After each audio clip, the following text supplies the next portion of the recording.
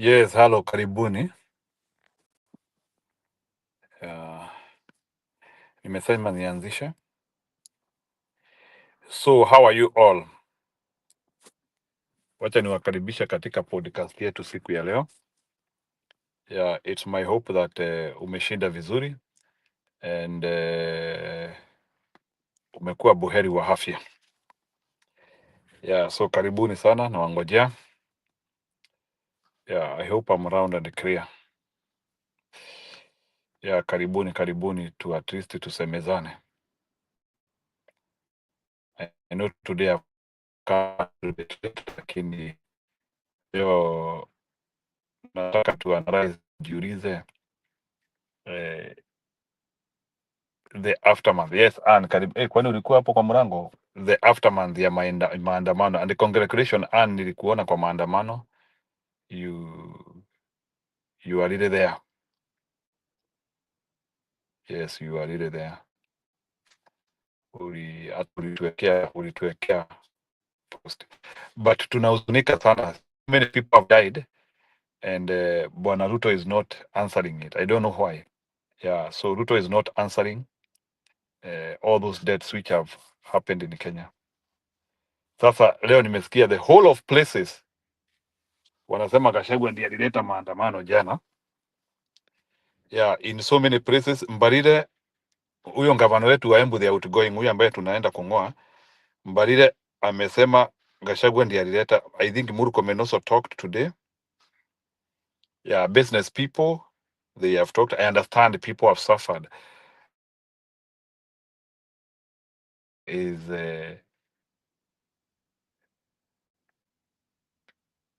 we don't know how it is. So hiyo ni kitu like we have to really ask ourselves like we don't know how it is. So yeah, of course we'll be going. So we are having reactions. People are reacting. So people are reacting. But again, what we need to ask ourselves: why had the police to kill people? It's a question they need to answer. We cannot just pretend. Why had the police to kill people? Au watu waliuawa na polisi au ni Waruto? So we will keep on pushing that, because the reason why waliua watu hatujui. So huyo ni Ruto alisema wawe. So hebu natafutia Mbarire musikie upus. Mbarire, whole of her speech ni Gachagua. Sina kompyuta but mtaruhusu ni kwa. So I would ask the board what wewe mama, not care how strong you may be, yes, but you will not intimidate me, and I will not care how strong you may be. So that is a confirmation of figures of speech, and I do not. What she means is that wewe uko na nguvu sana ya kisiasa. So she just confirmed that Gachagua is very popular. I will not stay silent regarding Gachagua. When people take my life today, the ones that happened to me for me to die, and you only die once. You cannot turn anything into a battlefield.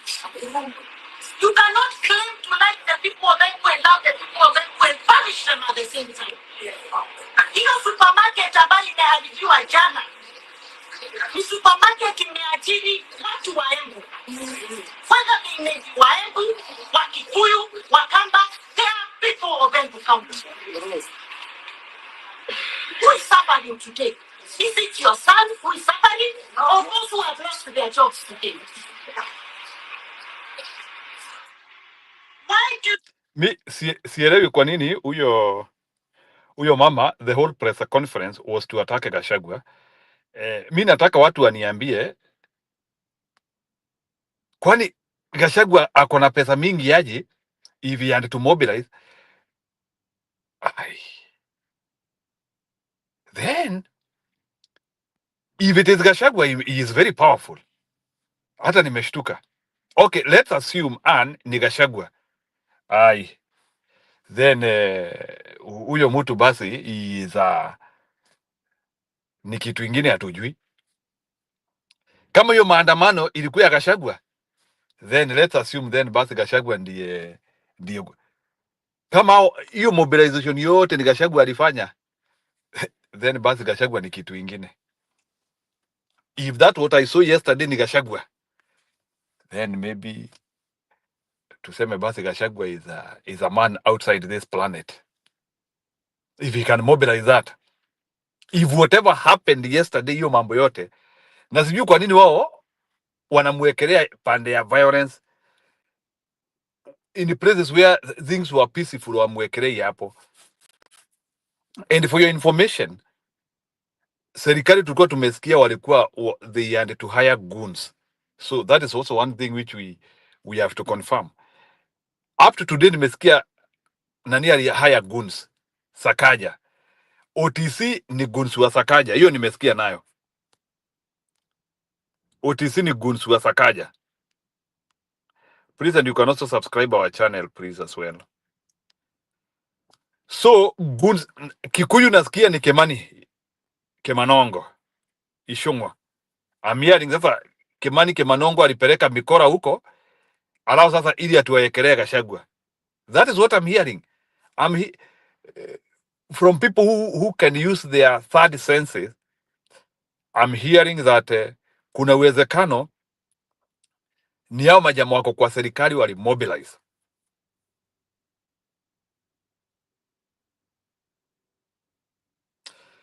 Lakini hiyo story ya ati Gachagua ndiye alileta hiyo maandamano, I want to sit down na nini.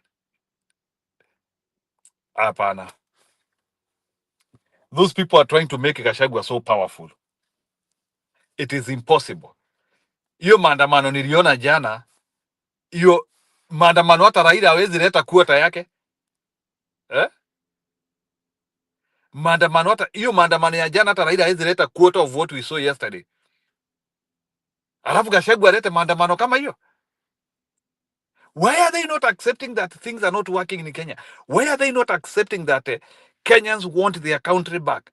Why do they think that Kenyans cannot picket? Lazima Wakenya wabebwe.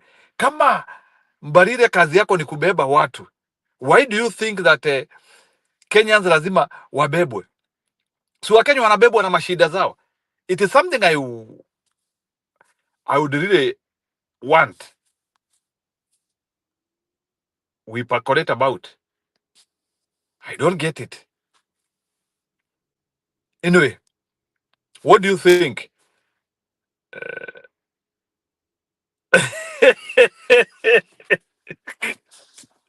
Ana amesema Raila hata hawezi leta 1% ya what we saw yesterday. No. Let me tell you, maandamano ya jana, it was serious. It was serious. Leo nimeangalia mpaka huko. Leo nilikuwa naangalia mpaka huko kwa Al Jazeera, na leo wamefika CNN by the way. Ama even in American media wamefika. Hiyo maandamano ilikuwa kubwa bwana. Leo nimeamini maandamano ilikuwa kubwa sababu I was being told by somebody who is not a Kenyan. Hata ni alikuwa ananifungulia niambia, can you see protest in Kenya? That protest was big. That protest was big. It is not a joke. That protest, I don't think nimeiona protest kama hiyo. Na venye leo kulikuwa kumetulia, hata uwezi fikiria jana kulikuwa na maandamano. Yaani Wakenya mnakuanga serious hivi, mnawasha vitu alafu mna relax. Pia naona Sabasaba. Sioni Kenya vizuri. Sabasaba naona maandamano ingine noma sana. Sabasaba ya hii mwaka. Wow.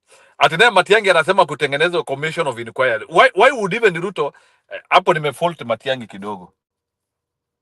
Matiang'i should not be saying such things. Commission ya inquiry on whose government? He is like legitimizing Ruto. Matiang'i, hiyo hapana. Wewe, you are our guy, lakini hiyo hapana. We cannot form a commission of inquiry. We cannot. We cannot form a commission of inquiry with a rogue regime. So that one I don't approve. Usikue unatuletea area hapa last warning. Okay, sawa. Umesema yes, Matiang'i yako off mark.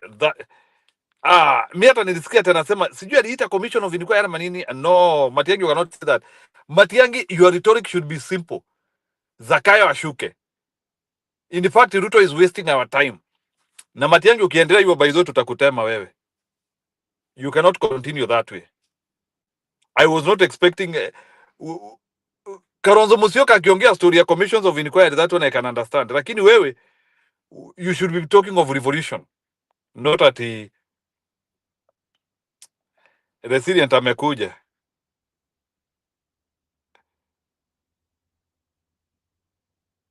Ati Mbadili ati anasema ati maandamano ilikuwa ya Gachagua. Gachagua hata sikumuona kwa maandamano, sikusikia hata Gachagua si aliita maandamano. Hii maandamano si majenzi aliita yenyewe. Kwanza ile kitu inasumbua Ruto, hata hawajua ata bribe nani. Sasa hii maandamano ya jana, who can you call? By the way, Kenya iwezi tulia. So if you are expecting at Kenya itulie, and by the way, those deaths of yesterday, they have to be answered. Nimesikia Moses Kuria ati anasema ati Moses Kuria sasa anatishia Wakikuyu. Moses Kuria is saying 70 people died yesterday. That is what he said. Anasema ati alafu ati anasema Gachagua ati sababu majority of destruction was, alafu ati na Wajaluo, some Luo guys ati wanaringa sana ati walituachia sisi Wakikuyu kama ati violence. Let me tell you, those idiotic Luos who are saying that, you did not leave violence to us. Tunawatengenezea inchi. Because nimekuja kujua pia, when if our Luo brothers were so serious with saving Kenya, walikuwa wanafaa, they are supposed to join our fellow Kikuyus as they are claiming tukomboe Kenya sasa vizuri sasa. Let me say, even though maandamano majority wa Kikuyus, sisi sio viti tunatafuta. No one, we are not interested in viti. We are interested in working on Kenyan democracy. So our Luo brothers, musingizo kwa hiyo story. Some people ati wanasema ati sahi ni maandamano ya Wakikuyu, ati it is time for Kikuyu. Let me tell you, musidanganywa ati Kenya iko vizuri. Don't be cheated ati Kenya iko vizuri sababu Raila anakura. Things are as bad as bad. Wacha nione vile Mwamba anasema. Wametafuta Gachagua without success. He is protected by God. The tribal narrative will not work. Njiru, I see you coordinating UDA and ODM caras. We? Wewe serious, wacha mambo mingi. Mimi ni yule mtu na kuanga nikicrash marangi. Njiru, it's fine wakisema tumeachiwa violence. Yeah, that is what they are saying. Wanasema, I was seeing so many ODM bloggers ati wanasema sasa ati Wakikuyu ndio wameachiwa fujo sasa. Ati fujo, ati wao the time when they were fighting, we refused to fight with them, so wametuachia fujo. Wao kazi yao ni kufanya kazi na serikali. Which government are they working with? Ati kazi yao with Ruto. Haya, so the few people who want to work with Raila Odinga, mutulie tuwatengenezee inchi. But the day when we will succeed, musikuje kutuambia ngenge. You are busy mocking us as people are losing life. You cannot talk anything. Kazi yenu ni maringo. Even Raila Odinga himself ati anasema ati Ruto cannot get out of power. Unajua mzee ni kama amepagawa. Bwana Ruto has no legitimacy, and he will remain being illegitimate. We have to speak about that. Kuna kitu kingine nitasema hapa. I speak with some of us here. Kuna kitu kingine nitasema hapa. Whatever happened yesterday na story hata ya kufungua ma internet na vitu zingine, we have also to start looking for methods of working with other nations. For your information, hiyo information hata huyu mzee wetu anaijua, na muachange kila saa hapa mna attack huyo mzee wetu all the time hapa. Mr. Donald Trump hata anajua zile vitu zinatendeka Kenya, si ati ajui. People have to be aware of that. Unaona kama vile tunafungiwa internet. Let's be clear about that also, that huyu bilionea wetu ambaye anaenda hizi places ambazo watu wanakuwa affected. Ukraine anapeananga ile kitu yake. In Ukraine he was giving that hiyo internet yake. In Ukraine Elon Musk anapeana ile internet yake. In Iran he gave that internet when like Iran, the Iranian country was like trying to block internet. It was hata sisi tuache na history ya verifying America all the time. Elon Musk anaweza tuletea hizo vitu zake. Elon Musk can bring those things to us.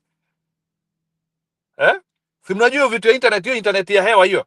Anaweza tuletea hizo vitu. So let's stop attacking everybody. So Donald Trump is also in this thing now because information inajulikana. They know now Ruto is collateral damage. We will do 2027 while still Donald Trump is in power. We need to understand that. And we have to start seeking coalitions. I know there are those people who hate Donald Trump hapa very much. But we need Donald Trump kutoa Ruto sahi. Because at least, even without helping him, is enough help. So, there are some members of Congress, they also know the issues of Kenya sahi. They know. Kuna watu wako hapa and they usually reach them. So, some of the Congress members, maybe, I don't know, I know some of those who are reached so much, wale wanafiki yangu sana. I know very many Republican members of Congress. Kuna watu wako hapa wanawafikianga. So information wanajua. They know. They know how corrupt Ruto is. Congress hapa ya US wanajua. So that information has to reach Congress. Ili hiyo information ikifika Congress, ili sasa at least they know they cannot cooperate with this person. They know they cannot cooperate with this person. So please, even as we attack America and as we attack Donald Trump, as we attack our kina Elon Musk, tunasema they are idiots, vile mnasemanga, let's know that we also need those people not actually to accelerate Ruto. For your information, hata mukiona mtu kama Donald Trump ashughuliki na Ruto, it is because information imefika na he cannot work with him. Trust me. So kama sasa unajua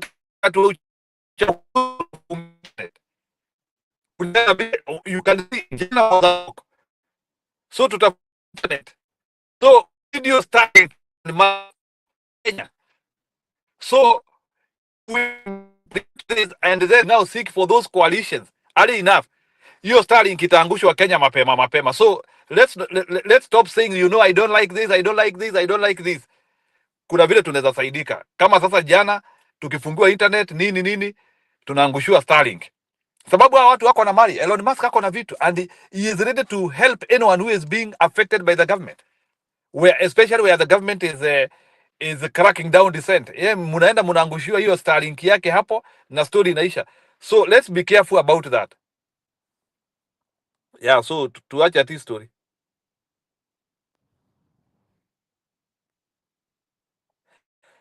Yeah, that is it, Mwamba. Yeah, good. So we need now to continue giving that information to.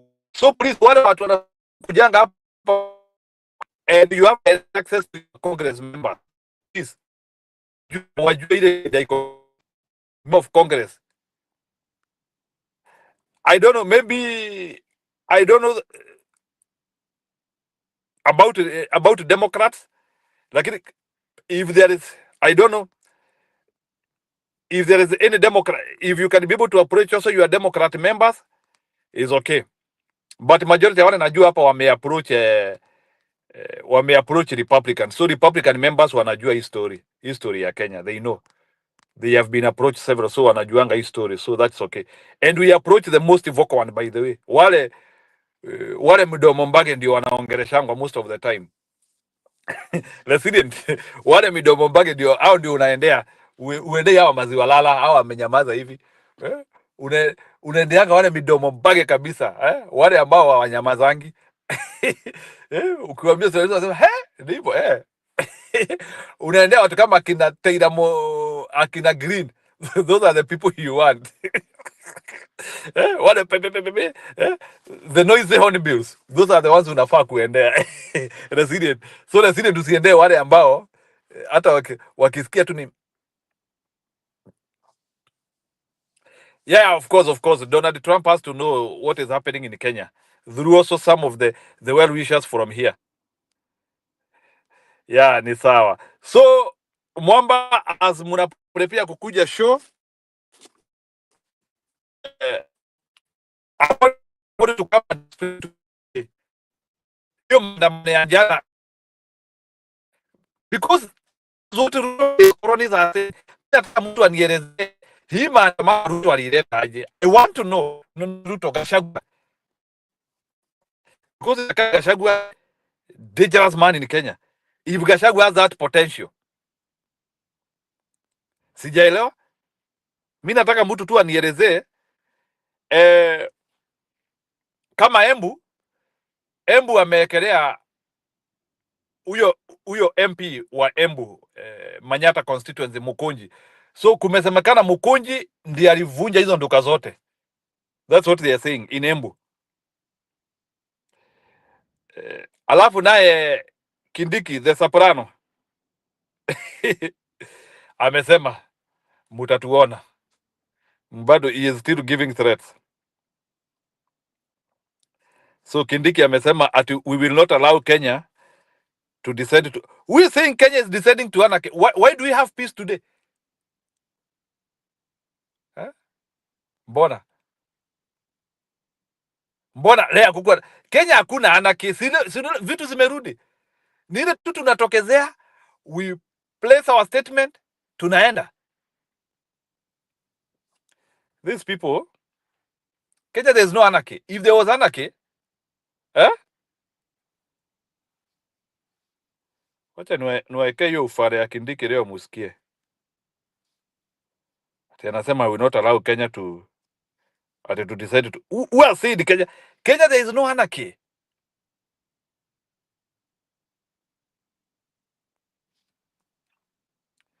Amujui anarchy.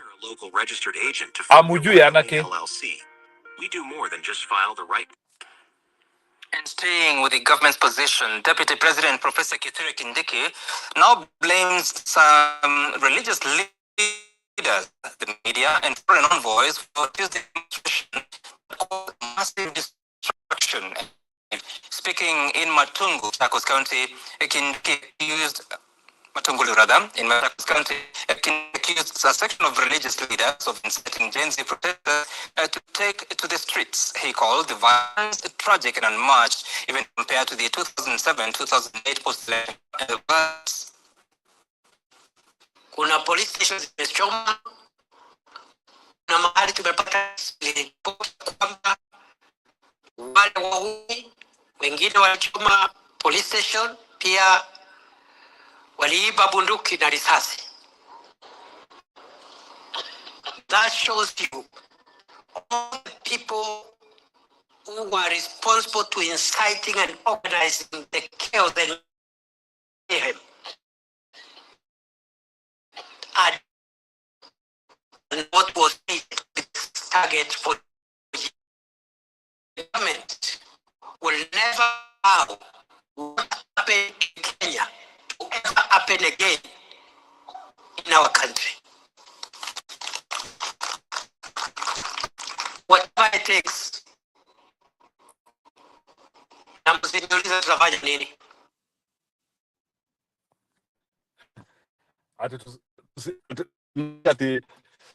Tutafanya nini? Whatever it takes. So let the people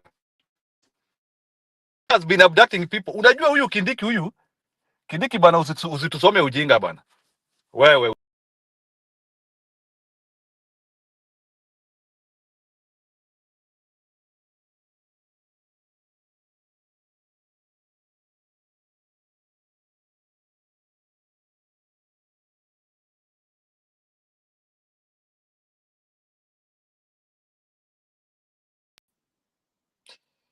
yeah, I'm sorry nilikuwa nimepota. Huyu Kindiki asitusome ujinga. Na ati tusiulize atafanya nini? Si government imekuwa ikiabduct watu all the time. Kenyan government wamekuwa wakichukua watu. So bwana Kindiki, unless muache hiyo ujinga yenyu abducting people, kama sasa mtaanzia mkianzia kuabduct watu tena, don't expect peace bana. Hiyo hajana bana. Hiyo ongea bana. Hiyo ongea. Protests are around. Protests are constitutional, my friend. Ongea stories zingine. You are a deputy president to deliver. Yeah. So people cannot just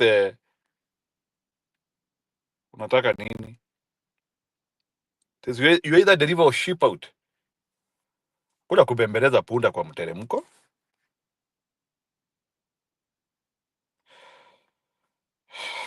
Yeah, we understand. We don't want our country destroyed. But why are you abducting people? Ojwang is dead.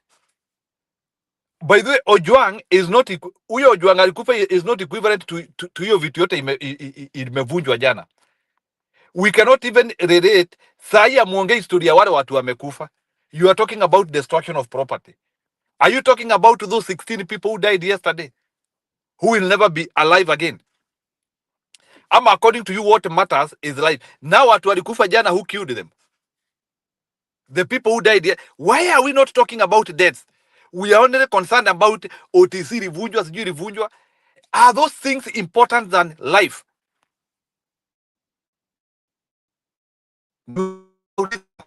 Hao watu walikufa jana walijiua. All the deaths yesterday ni bullets.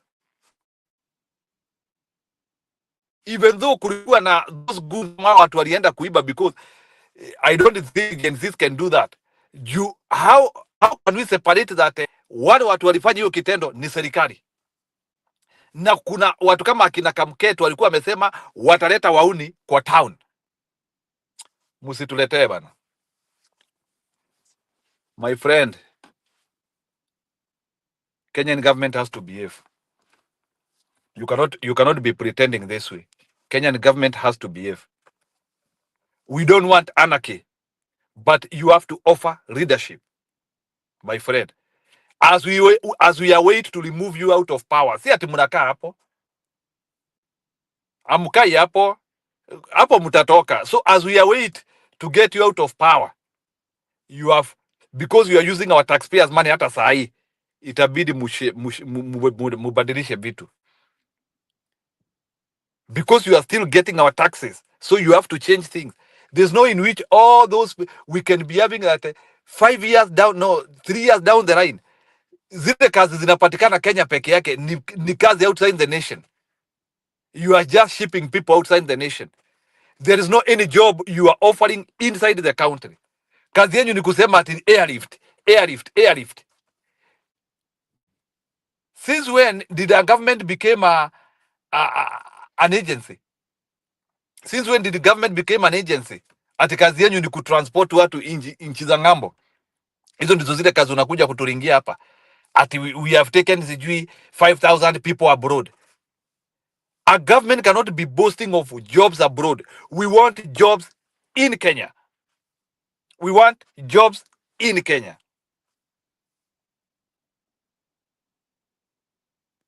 Oh, sorry. You know, nimesimama pahali kwa barabara niongee na nyinyi, so I'm really sorry for that. Kama internet haifanyi, sio kupenda kwangu. I didn't want to drive by the time nifike kwa nyumba, niwacheleweshe sana. So resilient, that is the story, and we really need to ask ourselves, which type of a country do we need? Ni inchi nani anatuambia hapa? Kindiki. Kindiki kwanza ni deputy president Imbo, atumutambui. Kindiki hiyo naye wewe sio deputy president, sisi hatutai kutambua bwana. Wewe ujue hivyo. Kindiki we will never, sisi hatutai kutambua. Wewe tafuta kazi nyingine ya kufanya. According to us wewe ni you are not serious there. So I want to congratulate our young people for actually pushing the mountain. I was talking with one of us here. The courage I've seen with these young ones, I've never seen it in any other country in this world. Even America hakuna courage kama hii. Hii courage ya hawa watoto wa Kenya, hii imevuka mipaka bwana. Hii courage imevuka mipaka. And these people, it is not intoxication, they are not intoxicated. I want to congratulate you. Hii courage bwana, hata iko build ya Maumau bwana. Yani watu wanajitoa, watu wanasema bwana, I am ready to die for my nation. Bwana, hao watoto Mungu wabariki. And yet the government cannot understand that. The government cannot understand people who are ready to for others. They want to die for future. Hey, I have prayed for those kids today actually. Nimesema that courage I've never seen it anywhere. They are ready to become martyrs. These kids are ready to become martyrs. Bwana. And we need to recognize that joke. Hawa watoto nimewaheshimu. Ati wanasema mimi uhai wangu hauna haja as long as Kenya will become what it is supposed to be. You don't know what that means. These people are ready to let me call them martyrs.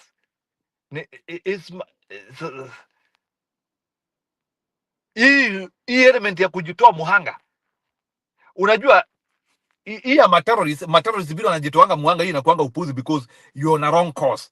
But hii ni historia. Gen Z anajitoa muhanga, anasema it doesn't matter. It is that selfless nature of our kids. It's not a joke. Atunasema my life doesn't matter. Yani these people are the ones who are living the true life of the Bible. I don't deserve to live as long as there is evil in the world. Hawa watu bwana. Hawa watu ndio, these are the true heroes of the world. And I think that spirit here, you become selfless. You don't care who you are or what you want as a result. Na hawa ni wale watu mnasema you want to bribe. Bana, you can't manage. And if this is what Kenya is having, if our Gen Z generation, if this is who they are, I feel we are becoming a first world country. We are becoming a first world country. If this is the generation we are raising, they are becoming first world. Kenya is going to change because of these people. How our watoto, they are bringing what Kenya couldn't get.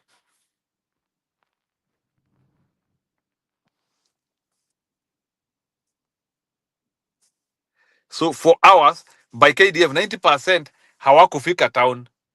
I want to say, hii maandamano itachipuka tena. And something will still spark out again.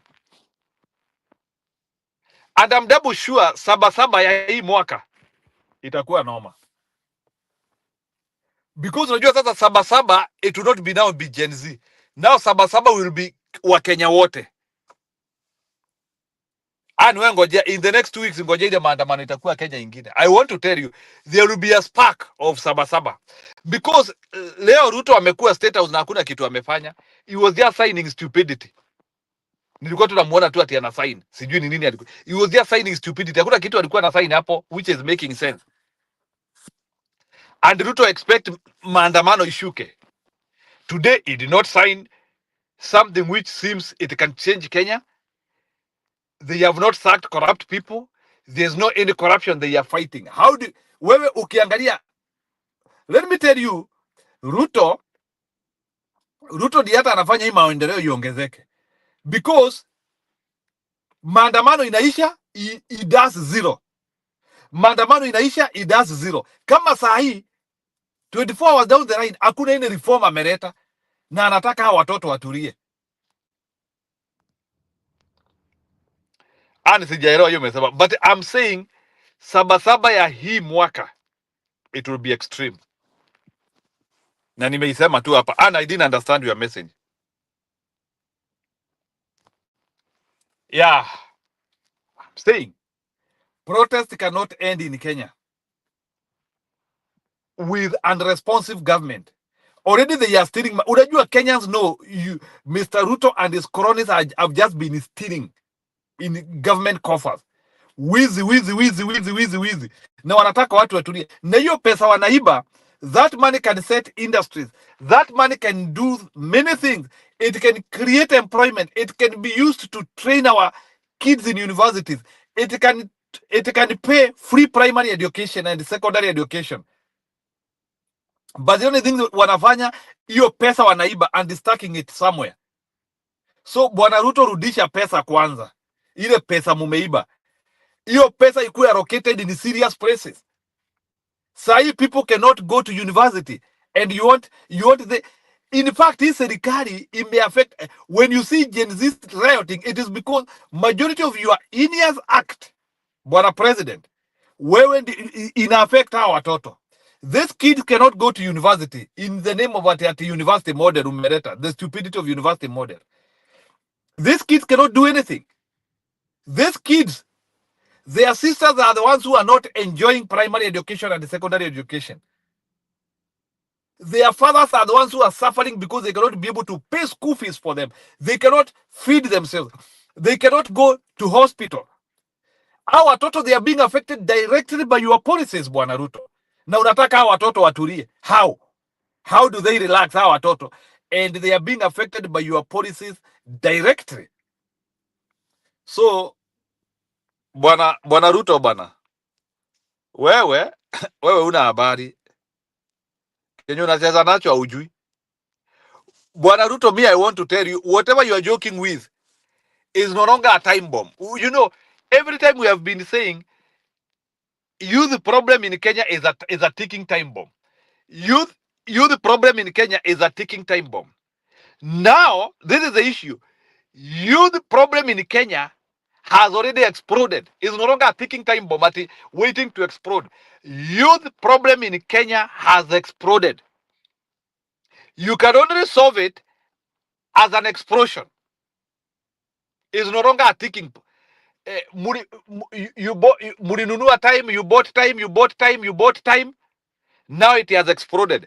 The youth problem in Kenya is no longer a ticking time bomb. It exploded. And it has casualties.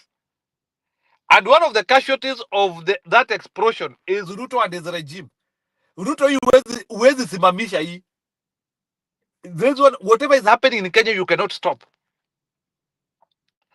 Whatever is happening in Kenya, even there's no any president who can stop it. Because it's an issue of failed state, lack of governance, and lack of communication, and lack of policies, which can actually bring issues, and lack of cohesion, and lack of harmony from one regime to the other one. Zile vitu zilikuwa zinatendeka wakati wa Kibaki, wakati wa Uhuru na wakati wa Ruto. Things are not in sync. Ruto alikuja akasema sijui we will shift the dichotomy. Sijui what. Badala ya kukuja kushift dichotomy, kazi yake ni wizi. Wizi. Wizi. Wizi. Wizi. Hakuna kitu ingine. And playing very humble, kama leo alikuwa na ati anasaina, anajifanya ati mtu ni kama ati he is playing a victim. Anajifanya so humble. Sijui kama umeona. Hebu niwaoneshe ati hata akisaini vile anakaa hapo. He is playing a victim. And all this chaos ni yeye. Wote niwaoneshe Ruto muone vile alikuwa anakaa. Anajifanya humble. Ati ni kama ati hiyo kitu imemgonga mbaya sana. Sitawekea sauti. Nataka niwaoneshe the way he is playing a victim. This week we're hosting a free trading and investing. Siwezi weka sauti ya Ruto. Nataka muone Ruto hapo vile anajifanya.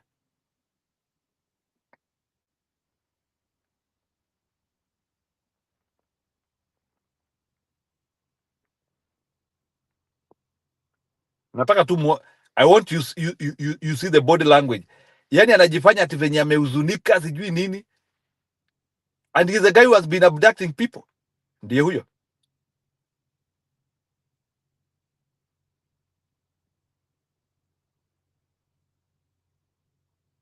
Anajifanya upweke. Na ndiye alitengeneza group ya kuabduct watu, ndiye huyo. Anajifanya mpore. Ati analeta watu hapo. All those hydras, Bwana Ruto. How? Anajileta. So that's what he did. Nothing to solve issues of Gen Z. Nothing. Hakuna kitu hata moja.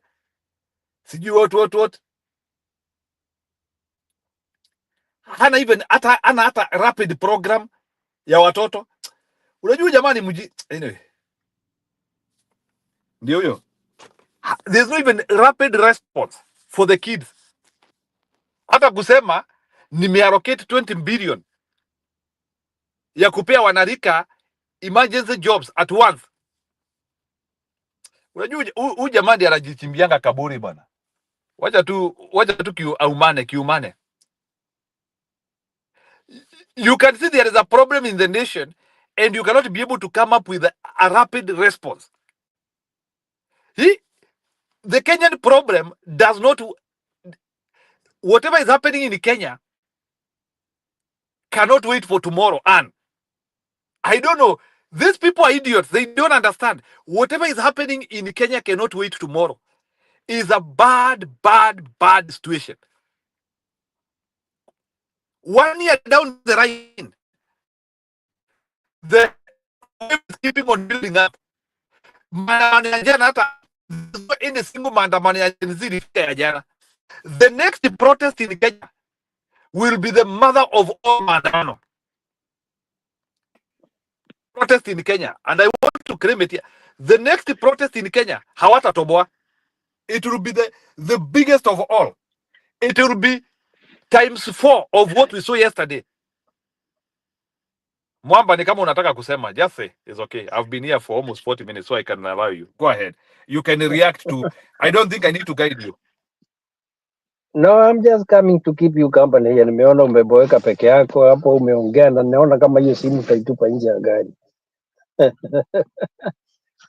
Yeah, hiyo unasema the next one, I think it is not even very far off. It might be in 2 weeks time. Yeah, you know there's Sabasaba coming and they already started negotiating or talking about it. This one was big. It was big. And I think they had actually tried to see how they can restrain themselves not to look bad. Then it became bigger than what they thought. Ndio sasa wakafunga TV stations. I don't know whether they were planning to do bad, but although, and of course, ninakaa pia wamefanya madhambi ile tutakuja kujua polepole, but I think they did not expect these children to come out in the numbers they did yesterday. And there were many. Mina, the disappointing thing ile kitu inaniuma ni kuona what parliament was debating today. Honestly, nimesikia kulia machozi. Because I can't believe somebody can stand up in parliament in the name of Junet Mohammed and talk the way he talks today.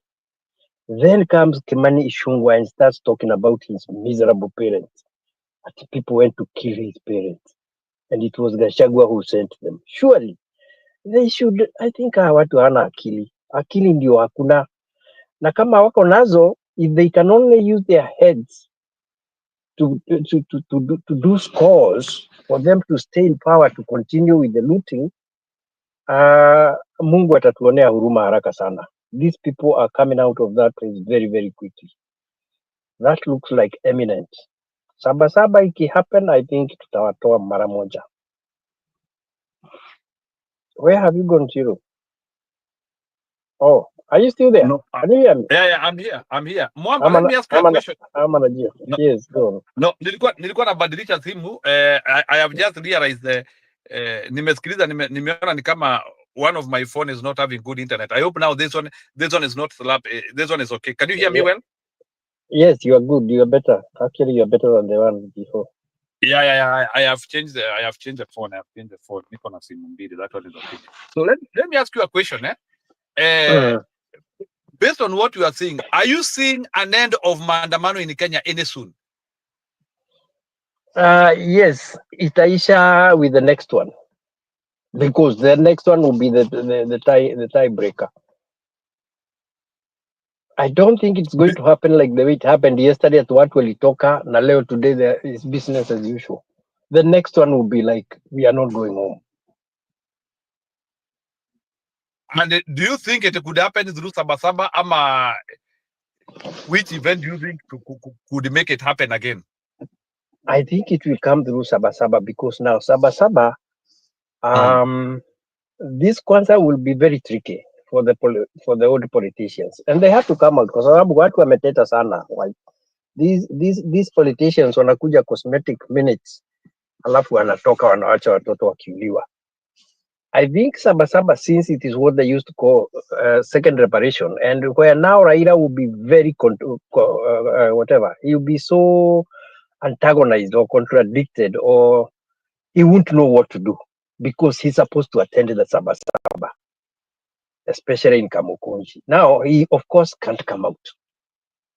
And I think those old politicians who know about the Sabasaba, the likes of this Nakuru MP, anaitwa nani? Those guys who are there in the Sabasaba, not Koigi. There is this Gujiri man who seems today I saw him talk, but I don't know what he was saying.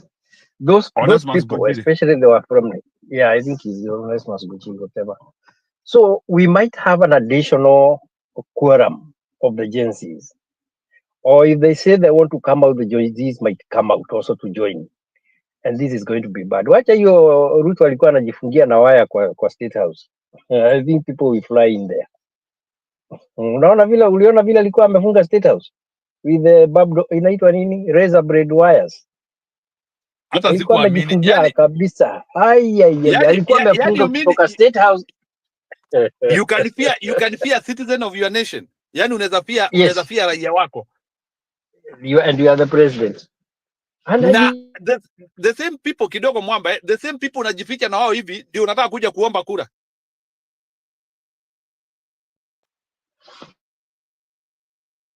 Mwamba, can you get me? Kama nimepotea. Unanisikia? Hello? Yeah, nakusikia. Nakuuliza. Yes, I can hear you. Nakuuliza, okay. Mtu anajificha hivyo na atakuja kutuomba kura, atakuja kwetu. Kwani ataenda wapi? Atakuja kuomba kura. Huyu mtu. Utamuona mpaka kwenu Embu. Akija kusema vile amefanya stima, ameunganisha stima, ametengeneza barabara, amewapatia mbosho. Atakuja. Atakuja.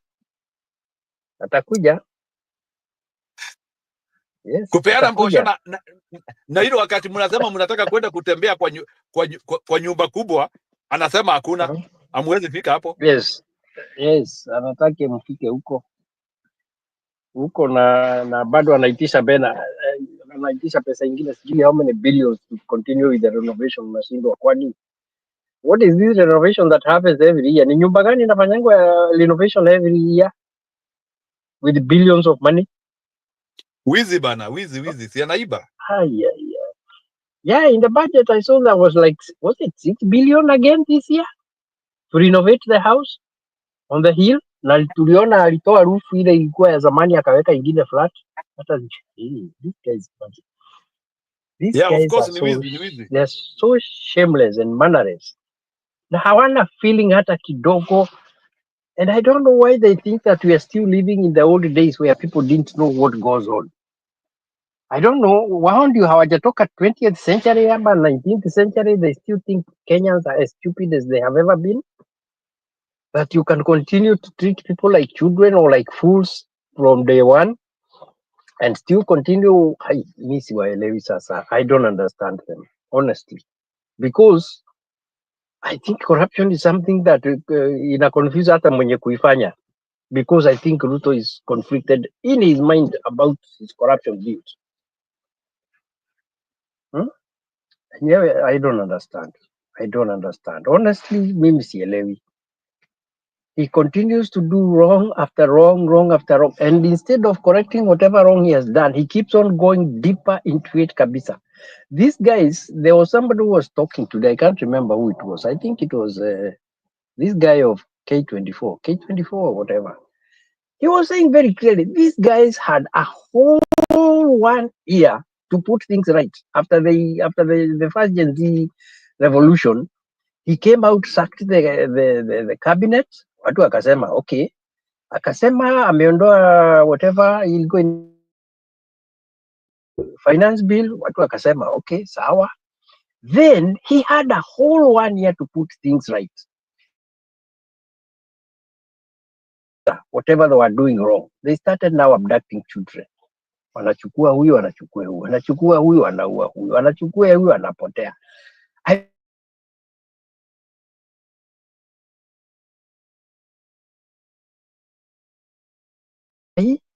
Alafu unashindwa, where is the wisdom? Don't they understand? Kwani, where do they live? Where they think people don't know, or don't see, or don't feel, or don't feel anything.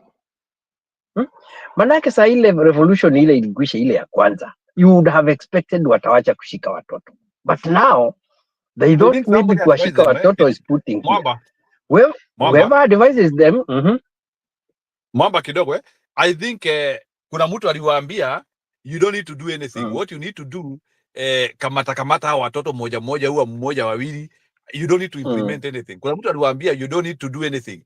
Hii kitu ni upepo. Unaona? Hii kitu ni upepo. Don't worry. I think their formula is thinking that they would create fear. And that is what they don't understand. It's not anymore there. Kenyans don't fear anything. If you push people to the wall, fear goes.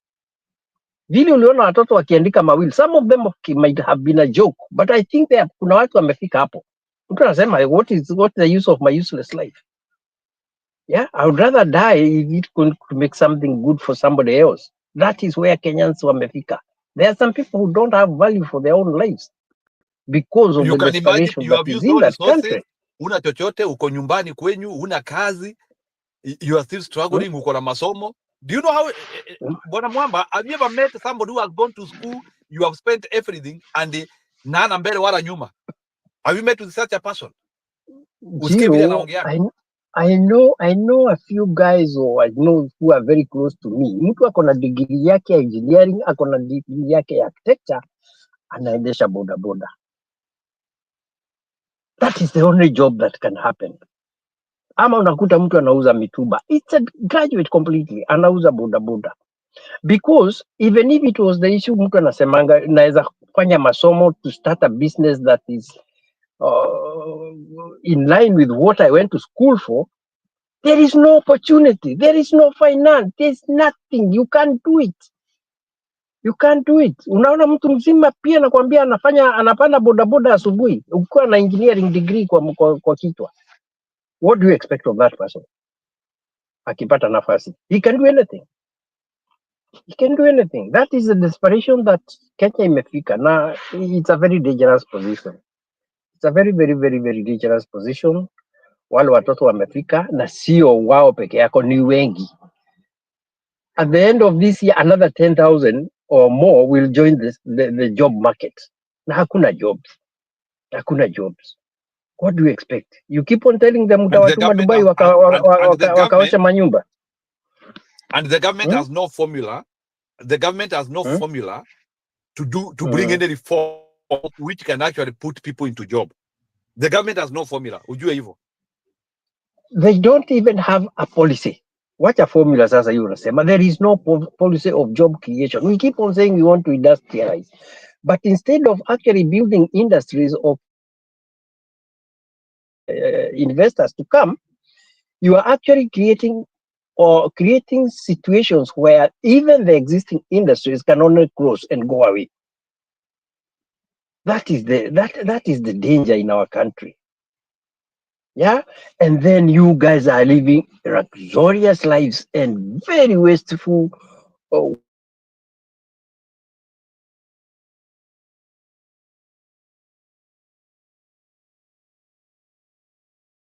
starts doing infrastructure just to create jobs. It's that it's not necessary, but they start repairing what exists just to create jobs for people to take away the desperation. That is the kind of money they would have saved over time. When jobs start, whatever, they suspend the infrastructure creation and jobs continue. So people are never desperate like to the last point. Kwetu, hata nasikia sasa watu wanamwaga mpaka maziwa. Can you imagine? The world is looking for food, but in Kenya, a Kenyan farmer in Nyandarua cannot be able to sell their milk. Wanakamua maziwa, na huyo ni mtu ule amejitoa jasho kabisa, ameweka ng'ombe yake 2 hapo, anakamua maziwa anamwaga, kwa sababu hata mbwa wamekataa kukunywa. That is the situation. That's the desperate situation there. So Mwamba, let me ask you, na history ya kusema Gachagua ndiye alileta maandamano, how do you think about it?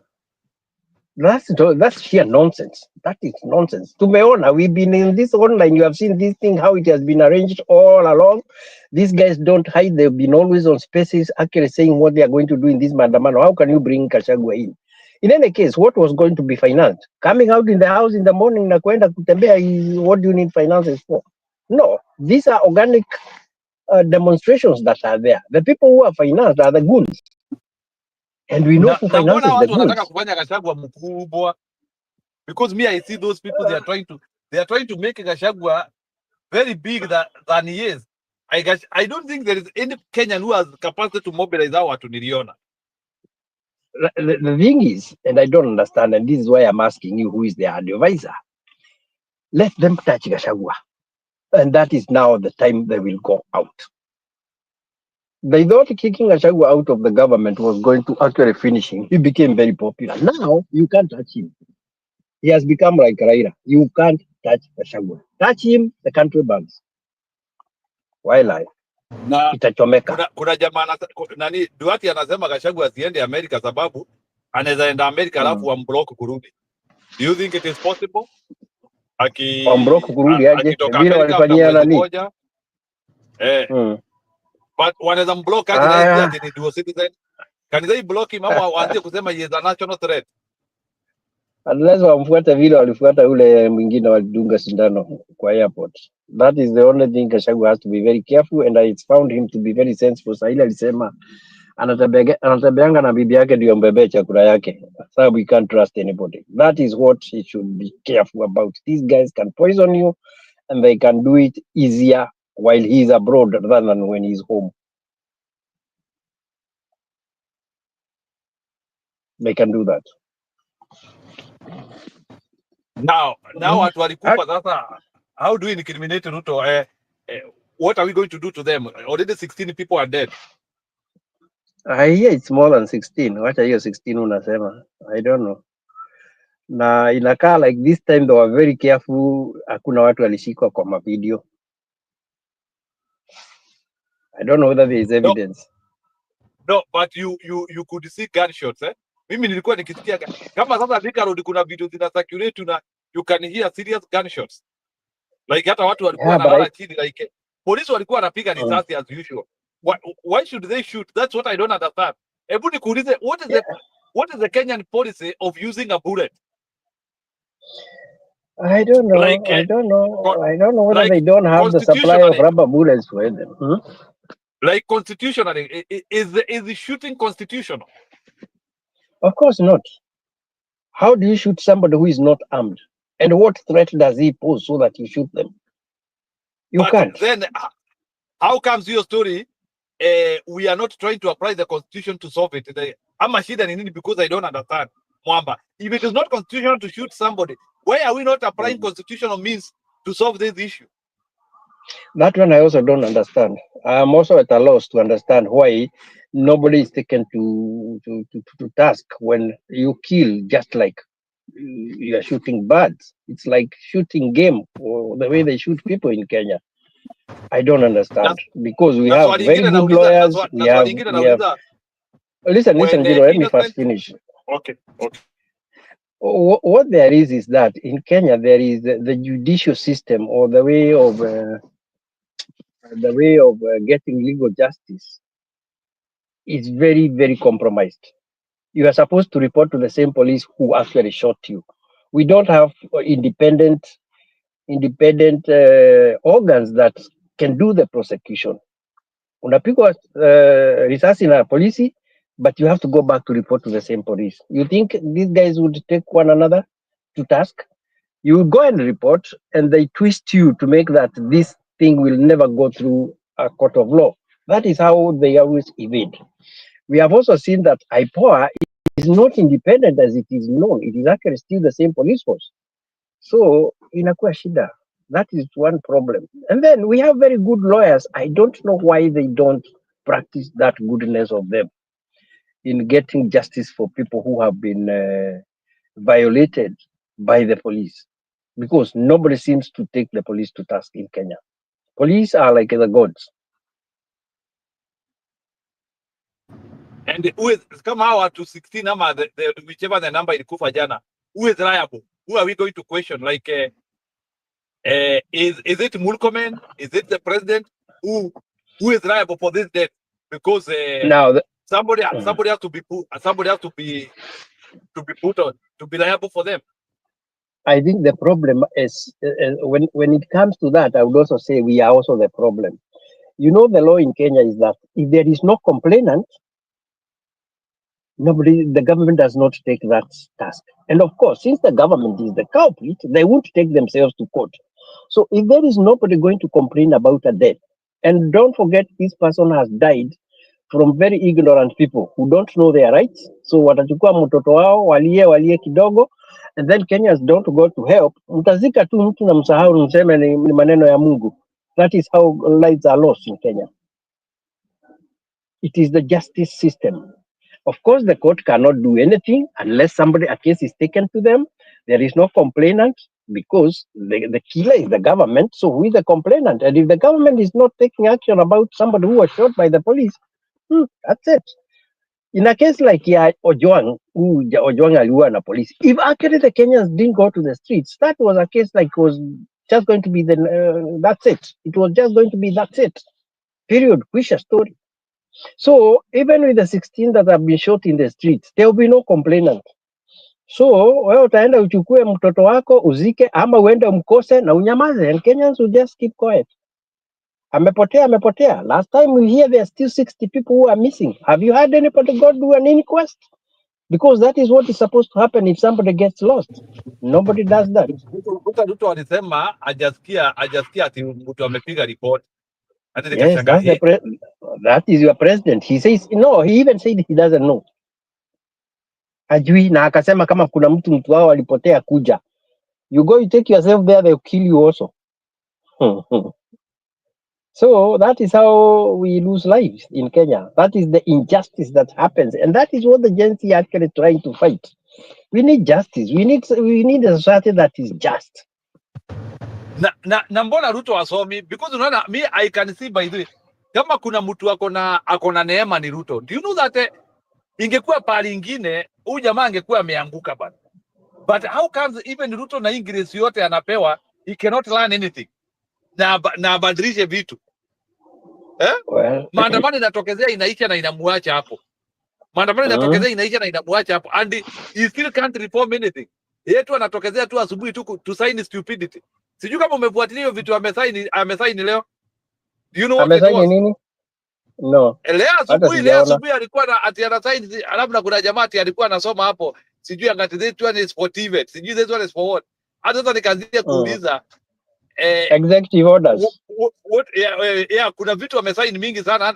I was not even understanding them, but he did not give any, because you know, like in a serious nation, the finance bill that was passed and you guys didn't know when it was being passed. It must be things from the finance bill, because kuna hiyo vitu alikuwa anapasa, kuna vitu alikuwa anapiga muhuri hapo. So what there is, you know, kama sahi if Ruto was a clever person, he could have come up with a rapid response. Ila sasa unasema hey, hapa ni kubaya. Sasa ange come up na financing model ya maprogram kadhaa to keep the youth busy. Why can't even do that? Unaallocate hata kama ni 50 billion. Akonazo. Bana, ama zitabaki akiiba akonazo hizo za kubakisha, hizo za kusema hivyo. Does he have them? No, That's a you question. kama hatafanya hivyo huyu jamaa anangolewa bana. Huyu anangolewa. You need a rapid response. Rapid ile sasa unaona venye kimeumana. Kwa sasa leo today I was expecting if he was a clever man, leo he could have reformed the university financing model. Leo angesema help tutakuwa tunafanya hivi. Yani anything about youth angereform leo. But because he is an idiot. Kwanza I was even expecting leo hata create like 10,000 jobs. Instant. Anaweza kukuambia wacha tu aanguke tu. Tell it to the birds. Atakwambia tell it to the birds. Wacha jamaa anguke bana. Wacha huyu jamaa anguke bana. Hata mimi nimekubali bana. Wacha anguke. Wacha anguke bana. Lakini ataangushwa na nini? Ataangushwa na nini? You see what will happen, eh? Ngoja tuone saba kama italeta kitu. What people want constitutional means, eh? I think they want constitutional means, so let's wait. Kenyans are very peaceful people. That is what we have been. Unfortunately, we are so peaceful that we and naive to some extent. It's only the Gen Z that are waking us up. Kenyans have been naive. They take anything that is brought to their way so peacefully. Na watakangi fujo. Fujo inatokeanga only the time sasa kama jana watu wamepata opportunity ya kwenda kuiba, wanaiba, alafu wanarudi makwao. Otherwise, Kenyans are very peaceful people. And that is how he survives. No, Mwamba, Kenya has to change for good. Hatuwezi sema ati hao watu wote wamekufa watu wache tu vile tu. Ati hii damu yote ya Gen Z iende na iache Kenya kama ijabadilika. Do you know that hakuna kitu mbaya kama hiyo? Watu wakufe na hakuna reform. There is nothing at stake. Hao watu wote wamekufa, by the way, they are enough to sacrifice Ruto. I wish, and let me tell you. Jiro unapotea. Umepotea. Unanisikia sasa? Okay. Nasema nataka Gachagua atusikilize na Matiang'i because they are the next president. Let me tell you, tutengeneze commission ya kuua Ruto. Ruto need to be hanged. Kama vile Saddam alifanywa pale. Hata wanipe hiyo, I can hang him, by the way. I'm even surprised nobody has gone to court, because this is the time people should have gone to court. You know, you can be impeached. Hata kama hutapelekwa kwa court, you can be impeached somehow. And if you are not even impeached, let it be there on record that somebody complained about you. Wow, the guy is still looking as if he's as clean as a whistle whenever he stands. I'm sure isipokuwa ni vile sasa, and many countries can't let him actually land in their country, he would still be doing globetrotting like he was used to doing.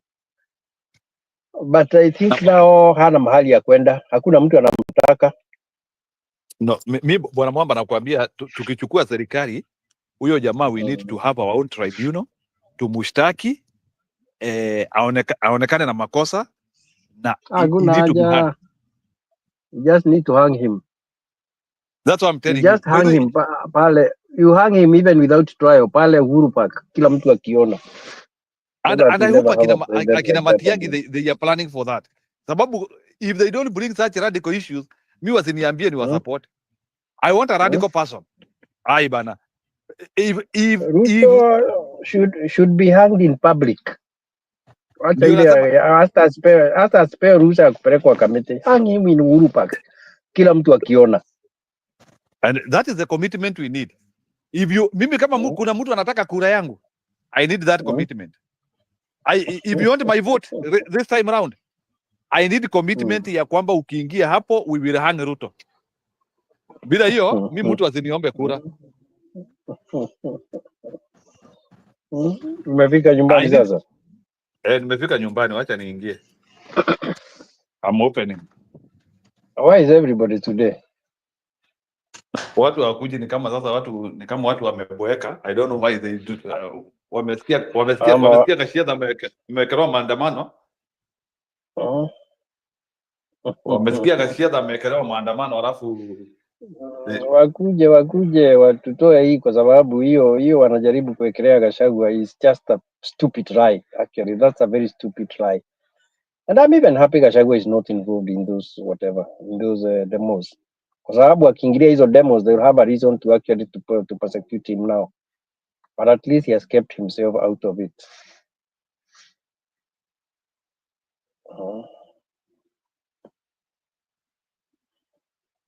No, nimeona Murkomen anasema amepeana order shoot to kill. Ukikaribia police station shoot. Sasa ndio nauliza, that is why somebody akipelekwa police station anauawa, because you have approached the police station. These guys are stupid. Very funny. Sasa niko kwa show peke yangu, hata the host amepotea.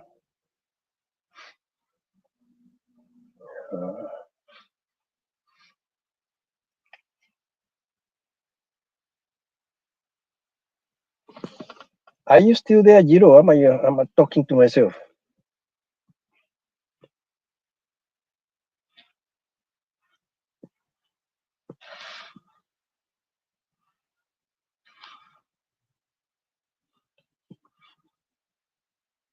Hey, Raf, you mean they're also blaming the diplomats, and the diplomats just gave a statement of good governance. Now they're blaming them. Very interesting.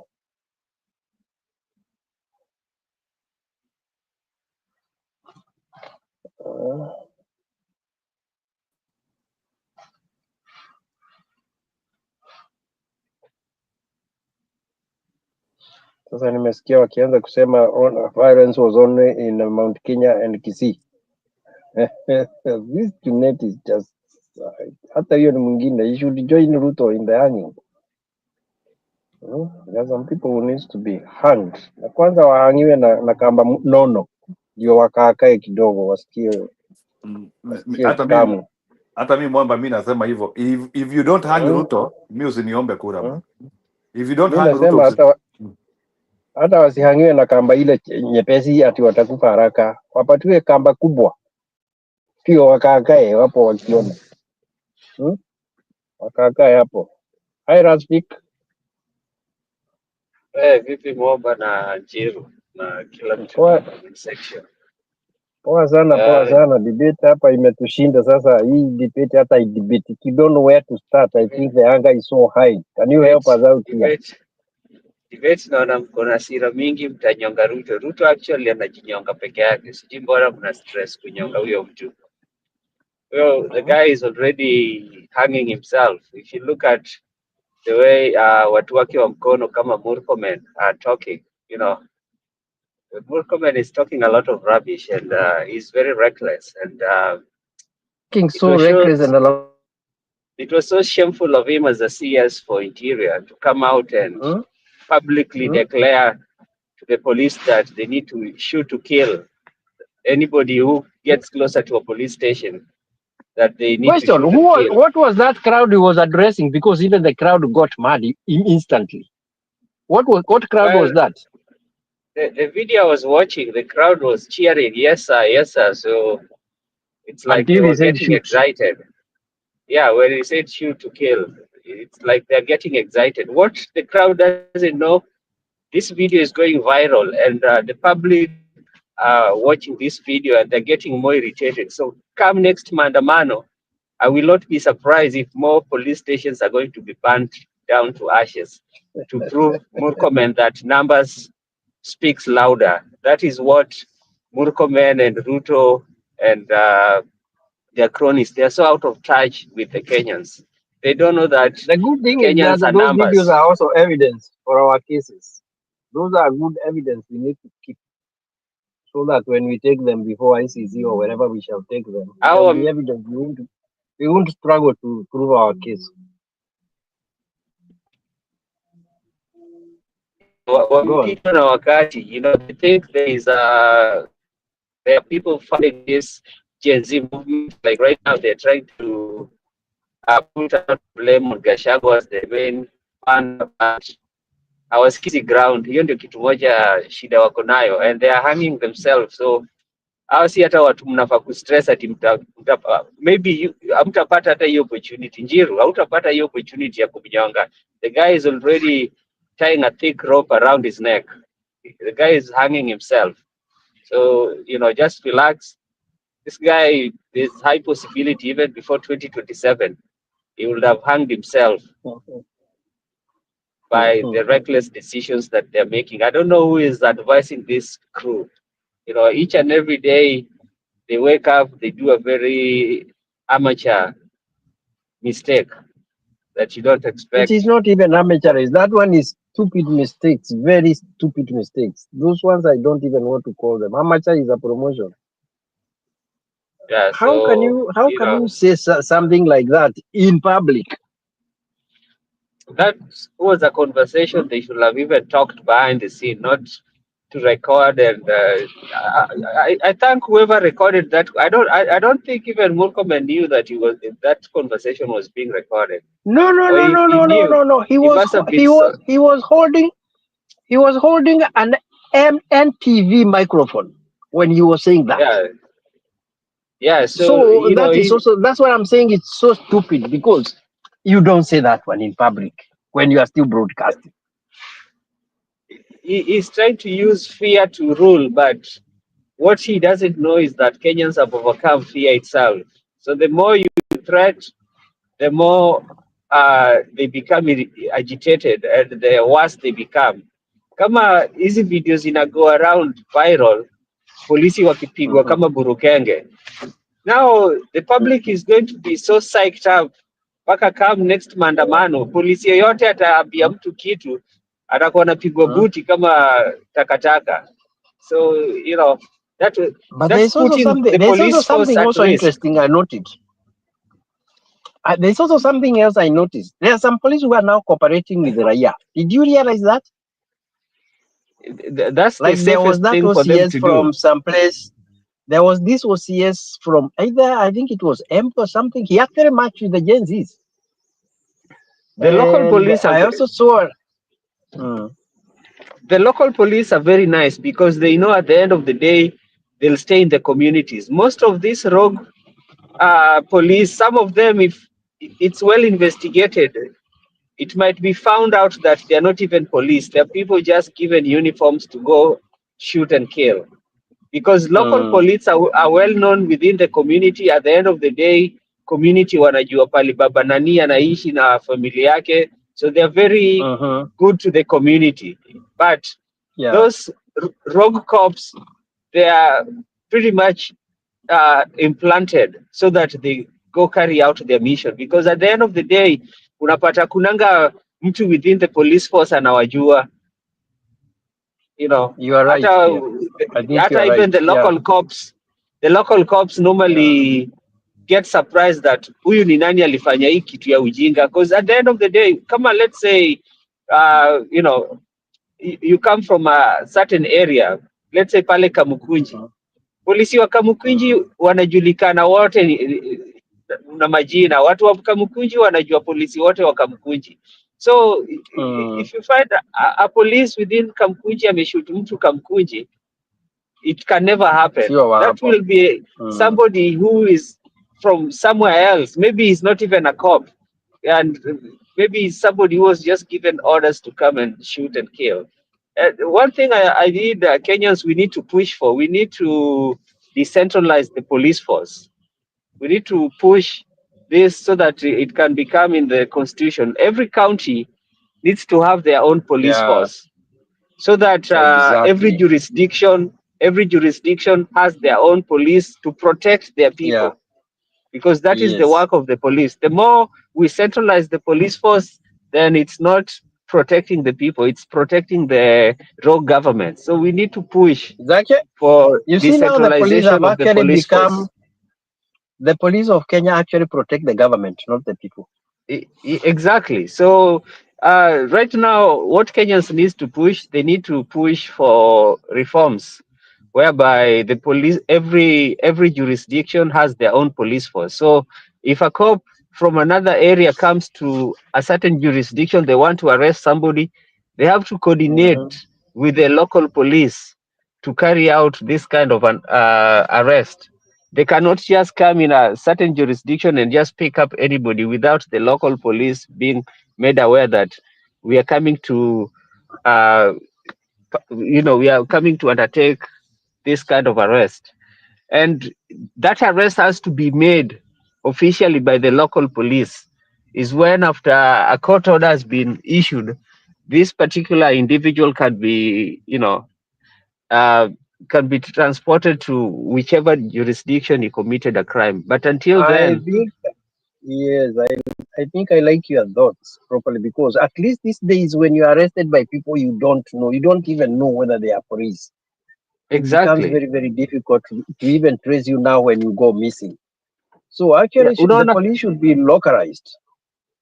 unaona kama kitambo, Mm. chiefs na assistant chiefs na the Yes. youth wa machief, they were more, they had more control of the villages, you know. Yes, they have the So whatever they used to call the administration police. yeah, so utapata nini, watu walikuwa wamejua chief ni nani, watu walikuwa wamejua assistant chief ni nani, na mayouth wa assistant chief walikuwa wamejulikana. So wakikuja kugonga mlango yako, hata wewe umejua ni chief alikuja ama assistant chief alibeba kijana wako, and they used to take him, either wanampeleka kwa chief camp ama wanampeleka police station. So unajua kijana wako alikuja, alichukuliwa kwa sababu ya makosa fulani, walimchukua wakampeleka kwa chief camp, wakampeleka kwa police station, na kesi sahi Yes. iko. So people knew what was happening. So we need to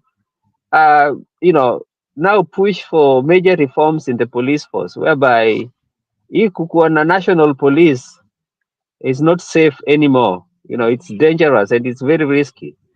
We Kenyans, in order for us to be Yes. safe, we need to decentralize the police force, whereby kila community, like where I live, they have decentralized the police force in a way that hata ka town kadogo iko na polisi yake. Like mi na drive 1 minute away naingia town inaitwa Shrewsbury, another minute again side ingine niko Westboro, nikidrive kidogo Yeah. Millbury, Grafton, na hizi jurisdiction zote they have their local police. Na their local police hautaona hata umevuka border, when they're patrolling unapata akifika borderline anapiga U-turn anarudi kwa zone yake. And when they're pursuing somebody, if this person crosses over to another jurisdiction, they call the local police They in that call that. jurisdiction to be alert that they were pursuing such a person na ameingia kwa jurisdiction yenu. So this local police in this jurisdiction have to help them apprehend this particular person. If they happen to pull over this person in a different jurisdiction, they'll wait for a local police in that jurisdiction to come and issue a citation. They'll explain to this police, this person did this, committed this and this and this. So it's the local police in that jurisdiction who will issue a citation. Na inaleta heshima sana. Utaona ati sijui polisi amelewa tu pahali, ameshindwa kulipa bili ya baa, anatoka nje na haras mtu alafu anakuja kulipa bili. That's what's happening in Kenya. Polisi anazambia bibi yake weka maji ya ugali na rudi, anaenda tu hapo nje ana haras mtu, anarudi na unga ya ugali. It doesn't happen because kuna kaheshima. So we need to take that serious and decentralize the police force so that Kenyans can be safe. Until then, Kenya is becoming more dangerous because you don't know who is arresting you. Kuna wajambazi wengi sana wanajiva wana post kama polisi. Tuliona kulikuwa na mtu hata alikuwa na police station yake huko Western. Hukuona hiyo? Yeah. And the administrations, na usifikiria ati mtu wako na police station ati nini, serikali haijui. Serikali wanajua huyu mtu vile ana operate. Unawezaje kuwa na guts ukuwe na your own police station without the government backing? Na alikuwa na full uniform. Yeah, karibu Julia.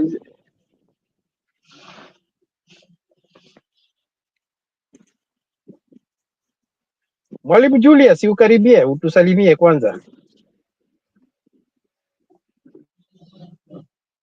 Labda yuko tayari. Anatengeneza ugali. Alete tukule pia.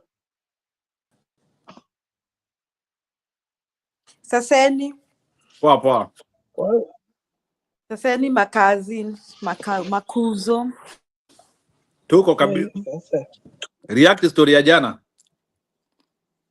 Mi jana okay, first I was very impressed with the Gen Z.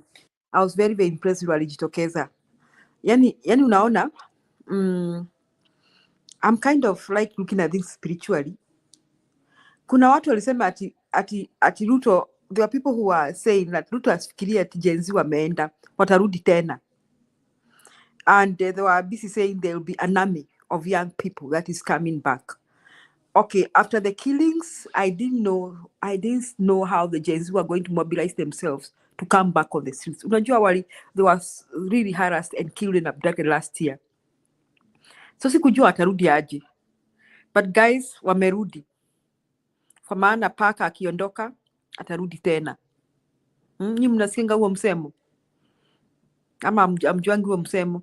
Tunasikianga ni panya anatawala paka akiondoka. This time paka akiondoka anarudi.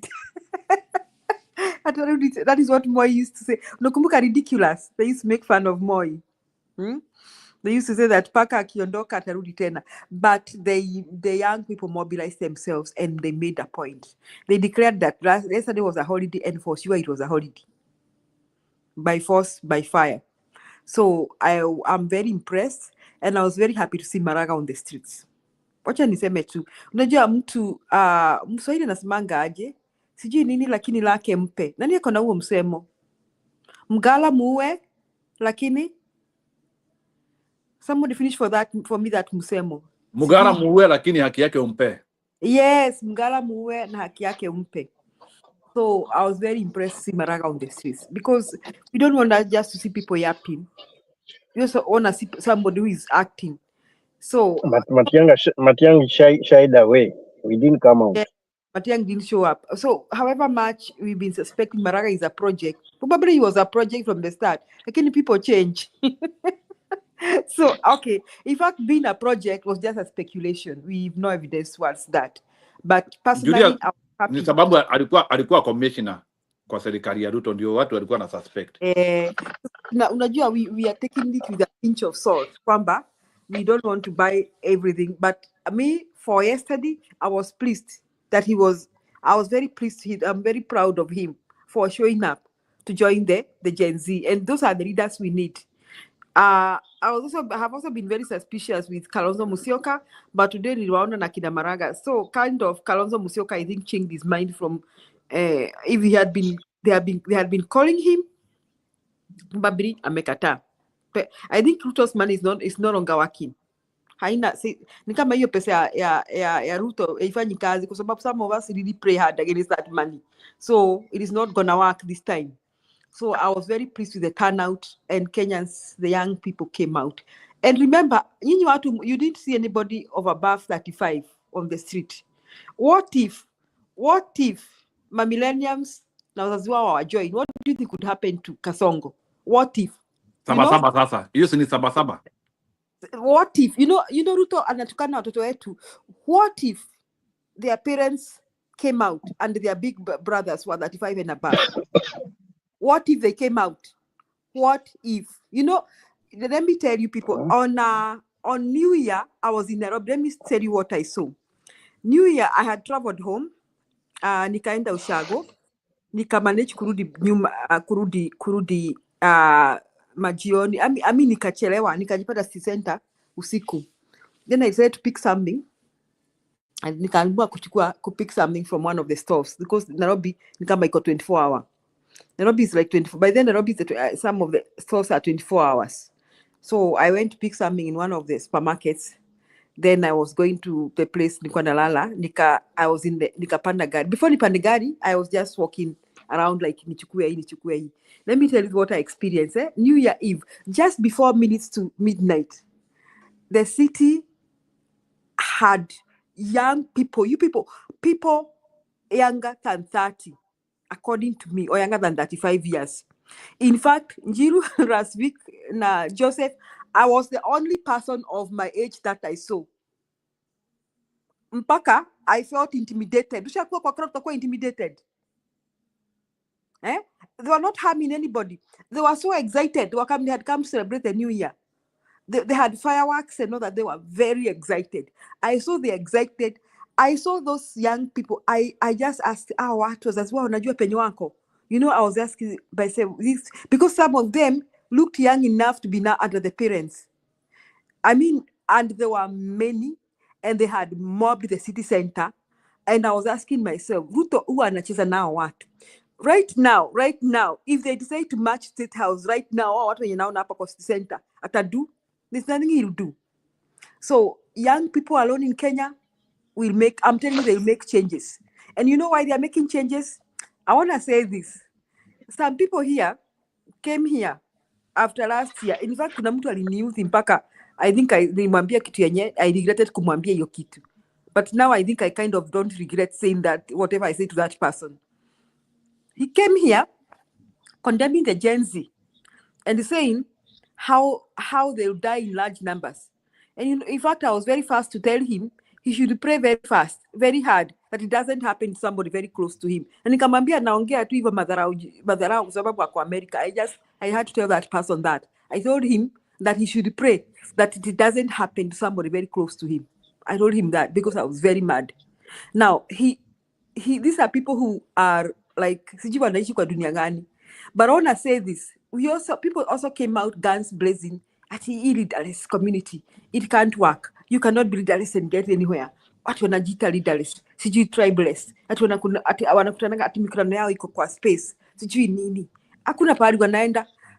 Guys, did you see these people successfully mobilize a protest without a leader and without even being seen physically? Haven't they proved us wrong? Haven't these people proved us kwamba kasuba ya Kabila ni ujinga ya hali ya juu? I mean, what other evidence do Kenyans need to see? Now, these young people are fighting for good governance. Unajua kuna mtu what do they want? What is the end game? If somebody asks me that, I'm telling you, I promise you I'll not be very kind to you. Because these young people are young. Most of them are below 40 and they know what they want. They know the kind of Kenya they want. They're not just protesting aimlessly. But they are Kenyans wenye wameshinda miaka 40 yenye wajui what they want. Hata wajui ni Kenya gani wanataka. Ama wamedance to their status quo. So these young people are tribeless. They are leaderless. And guess what? They are leading the country. They are designing. They are right now designing the path of Kenya, the destiny of Kenya. They are redirecting Kenya. You see, they are redirecting our governance to pende to sipende. And if Ruto thinks by killing a few of them, they have proved right now, unajua nilisikia, nani alisema, Kamket, alisema ataleta gangs, wawaue. Kamket said that. In fact, the young people responded and said they had paid their place at the city mortuary. And it was even reported that some of them even sent money. They said, because why was that response? They were ready to die for their motherland. The Ruto and Team Majambazi walifikiria kwamba they can scare these young people by threatening them with death. Now, let me make clear to Ruto and Team Majambazi. First and foremost, a lot of these young people even still live with their parents because they have no jobs. First, he's a cause why he's a reason why they are on the streets, because they have no jobs. So, wanatokaka kwenda kutafuta barua wanarudi kwa nyumba, so they have to live with their parents. So, a lot of them have no wives and children and husbands and babies. So, Ruto needs to know they have nothing to lose. By telling them that nitawaua, wamefika mahali wameona they have nothing else to. They were asking, what is the worst that can happen? Going hungry, I'm going hungry. Jobless, I'm jobless. What is the worst that can happen right now? So Ruto thinks by threatening them, and atanawashtua, aende kashtue mende. So it didn't work. The threats didn't work. And Team Majambazi and the thugs.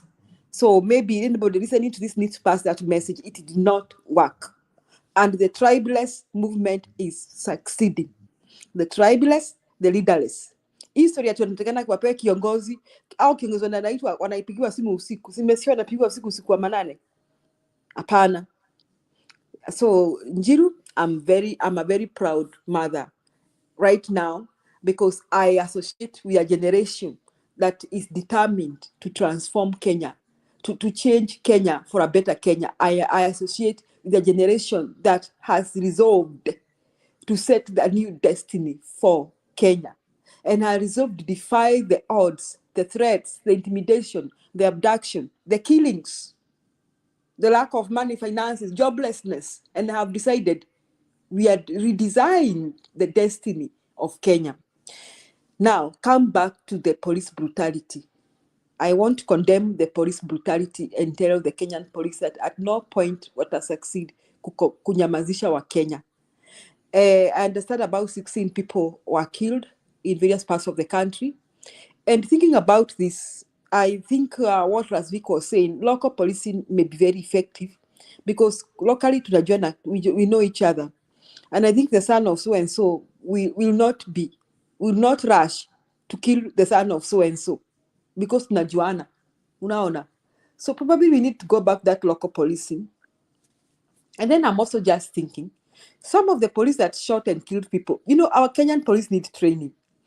Mumeona polisi wa Nairobi walijizuia sana kwa sababu this mashtaka yenye imekuwa they have been arrested on behalf of their bosses. So I think they are playing safe.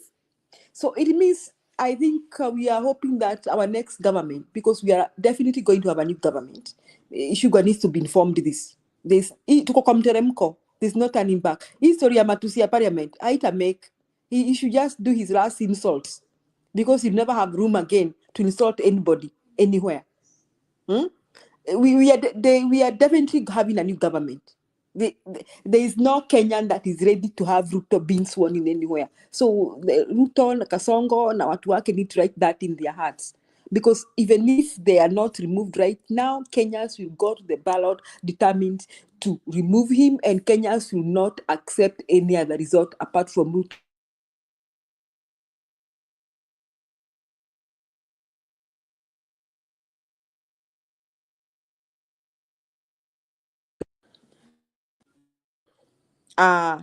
Kenya will not go to the ballot to wait ati wakikujea ati tuambiwe ati tunangojea electoral chairman atuambie kwamba and the winner is nobody's going to do that. I hope they're aware of that. By the way, for their information, by midnight we'll start announcing the winner. Sasa history ati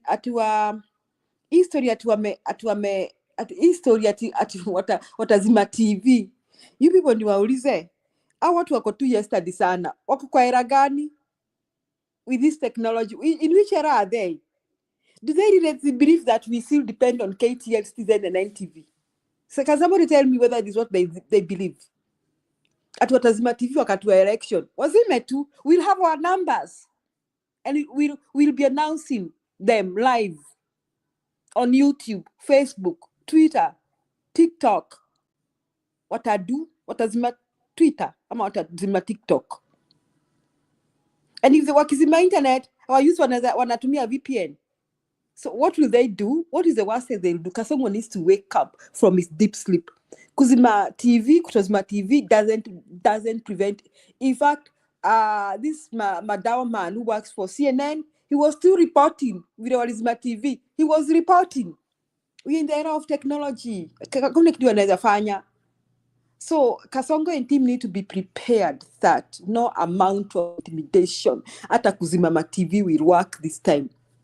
The last thing I want to say, today I saw Mother Kome saying that goons were hired to go and ban the Kiambu Law Court. Na akasema kama mlikuwa mnachoma evidence, mko lost to sana, because nowadays you even have the evidence online. That is what she said. And she said the protesters did not ban the law courts. You see, God is working for Kenya. Madam Hotea In fact, she was asking how do protesters sit and organize kwamba tukachome kotini. Yani Kasongo na majambas walipanga wachome those police stations. And even Ishungo, I don't know, Murkomen is that people stole the guns. Arrest those who stole the guns. What is wrong with this, with Murkomen? At somebody hired goons to burn this. Arrest them. Stop telling us. Unambia Julia Fanyi, mimi si police. So he's telling me to do what? I'm not a policeman. I don't work for the CID. I don't work for akina Nodur Haji. Sasa anaambia Wakenya do. We don't work for them. Go and arrest those who committed those crimes, those who organized the invasion in the supermarkets. At people at the hired goons to invade supermarkets. Arrest those who organize and provide evidence. History ya kuyapa Gachagua this, Gachagua that. I want to ask, kwani Gachagua ni jina ya barabara na jina ya cattle dip? Can you believe they even dragged Uhuru there? Idiots.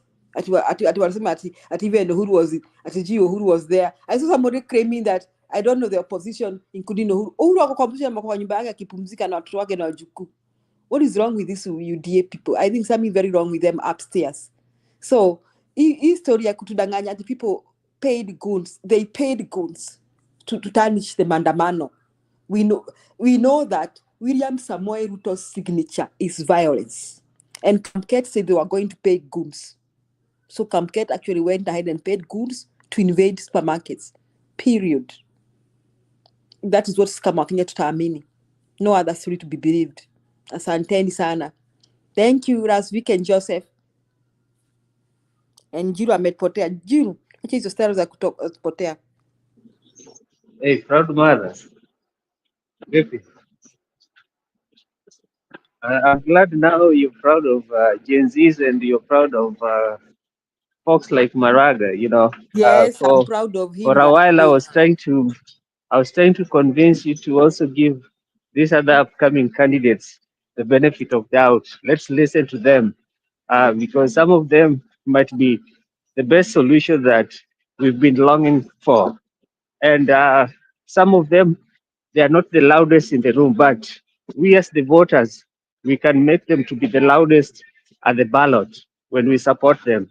And I think some of them can give us actually the real change that we need.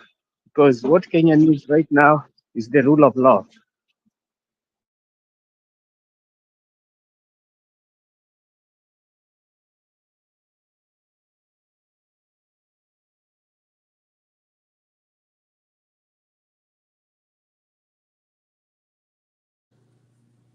Rasvik umenyamaza. Joseph, uko area? Ama nimetupwa nje? Na mimi nilikuwa nasema tu nini, unajua ile Kenya tu tuna need two systems that work. We need a system that everybody follows a procedure, and that's pretty much what Maraga wants to offer us. Maraga just wants to make sure that kila kitu inafanyika vile inafaa kufanyika Kenya, and if we have everything working in place, Kenya, we have all the resources that will benefit every individual. And that's what, Maraga has been stating. He doesn't have like rocket science, but what he'll ensure that the rule of law is followed and everything is done the way it's supposed to be. And if you look at his track record, he did that by when he overturned the electoral that was under question. It needs a bold person to overturn a presidential election anywhere in the world, not just in Africa. At America, ili judge amke tu overturn a presidential election, especially for like an incumbent or a candidate that is being supported by the incumbent government. That is a bold man. You need to, some people say akona balls. So it was like a very brave moment for him just to nullify an election. That was like a big deal to me, I feel, because who does that? So many judges are so scared. They read from scripts that have been written to them by the government. And this man, he looked at the evidence that was presented to him things were not adding up. And he said, you know what, this thing is just nonsense, go redo it again. And when you redo it again, make sure you follow this, this, and this. But our Kitendawili guy decided to stay out of that election. So he didn't solve anything. That is why we are where we are. All that he did a handshake, a BBI. Then after that, he did a handshake, Mkatenusu government. That is what he's been offering us. And it keeps bringing us to where we are right now. So Kenyans, we need to move past the career politicians who, at the end of the day, hawa wanaangalia tu, what is there for me? What is there for me? Wako na hasira tu saa zote tu, wanataka kumake sure, hapa mi nitapata nini? Akishapata yake, hakuna table manners, ananyamaza. Sasa aongei. Sasa nini, extrajudicial killing, ati mimi naongea kama mzazi nimeshaongea na serikali, watatatua hii mambo, na bado watu wameongeza kuuliwa jana, bado anaongea na serikali. So how are we going to depend on this kind of people to resolve our issues? It will never happen. It will never happen. Right now, they are so out of touch with Kenyans. They're trying to brand this thing as if it's a Gashagwa project. It's failing. Now they are branding it as if it's a Babu Owino project that is misusing the young Luos. It's failing. It's failing. Wamepitwa na wakati. Their narrative is not adding up. They need to listen to the people's cry. They need to deliver to the people. That's all the people are asking. The moment they will start listening to the people and deliver to the people, utapata Wakenya watatuliza. Kenyans just want system that work whereby akienda hospitali kuna dawa na hiyo dawa ni bure. Mtoto wake akienda shule anafundishwa bure. Si ati resources haziko, resources ziko, lakini the few majambazis are sharing these resources amongst themselves at the expense of Kenyans. And Kenyans know, wasifikirie Wakenya ni wajinga. So whatever Kenyans are asking is not something that cannot be done. It's very doable, but they are so out of touch because of their self-interest greed. And it's going to cost them big time if they're not careful.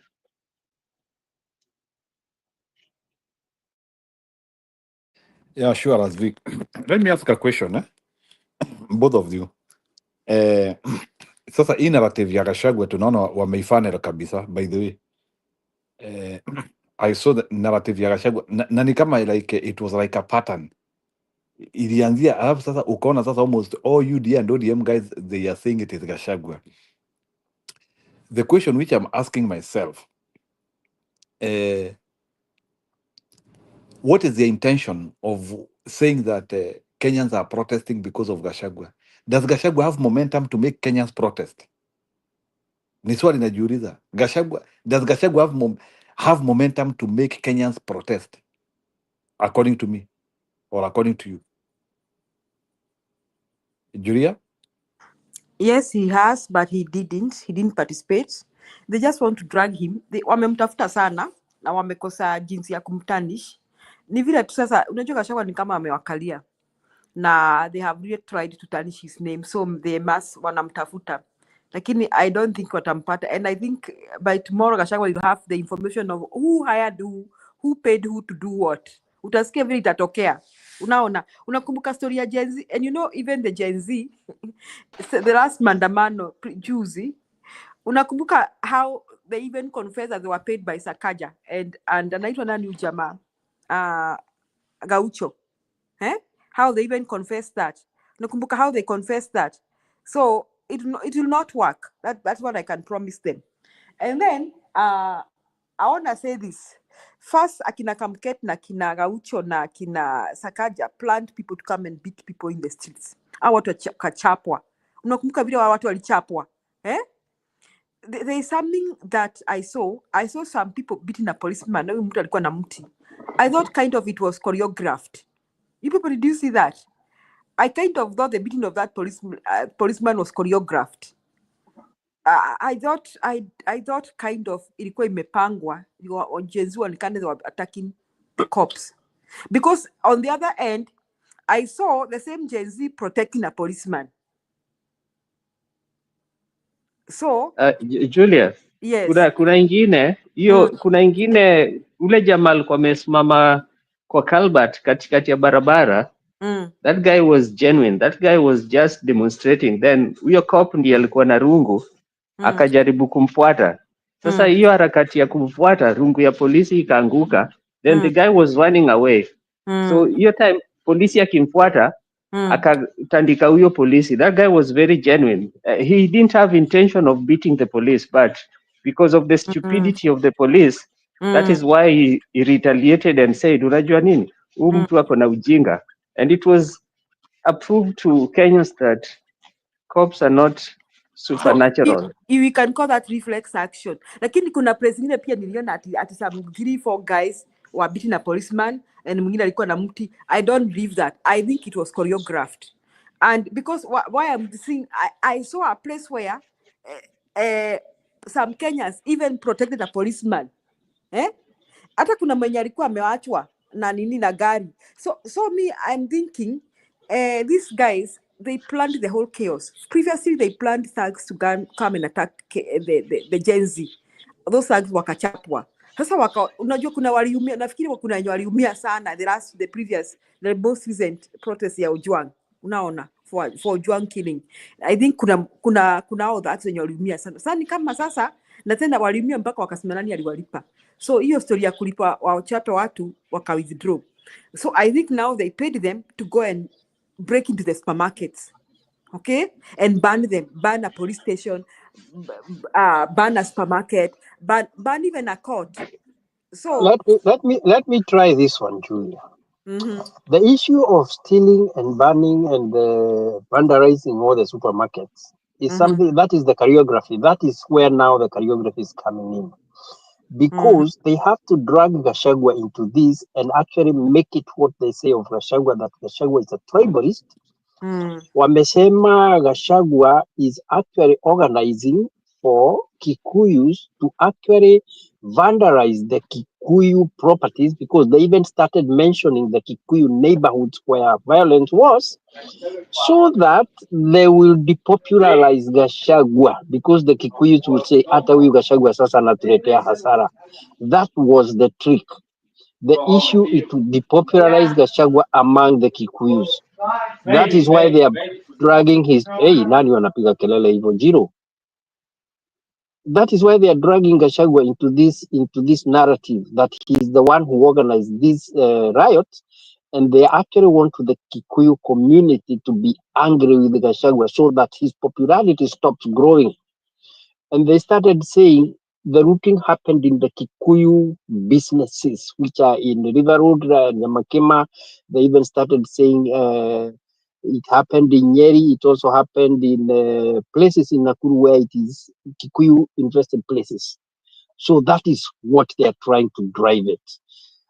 The mistake they would make, or what they are making the mistake, or where they will make the mistake, is because they are actually calling for the arrest of Gachagua. And if they did that, that is when they know that their game is not working. So Mwamba, because now we also read between the lines. You know, when I saw a mother come analyzing, a mother come, for her to be a judge, she must also be, she has studied law. She must be. Of course, she's very analytical. That is the word. Akimbiri kusema vitu fwa. She analyzed that thing very well.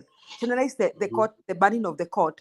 Na akasema, these are questions that are asked. Who stands to benefit? You know, when judges are making rulings, they're like, who stands to benefit for this crime? So what she, the thing. A very professional point of view, and she said this is a lie. The protester did not ban this court.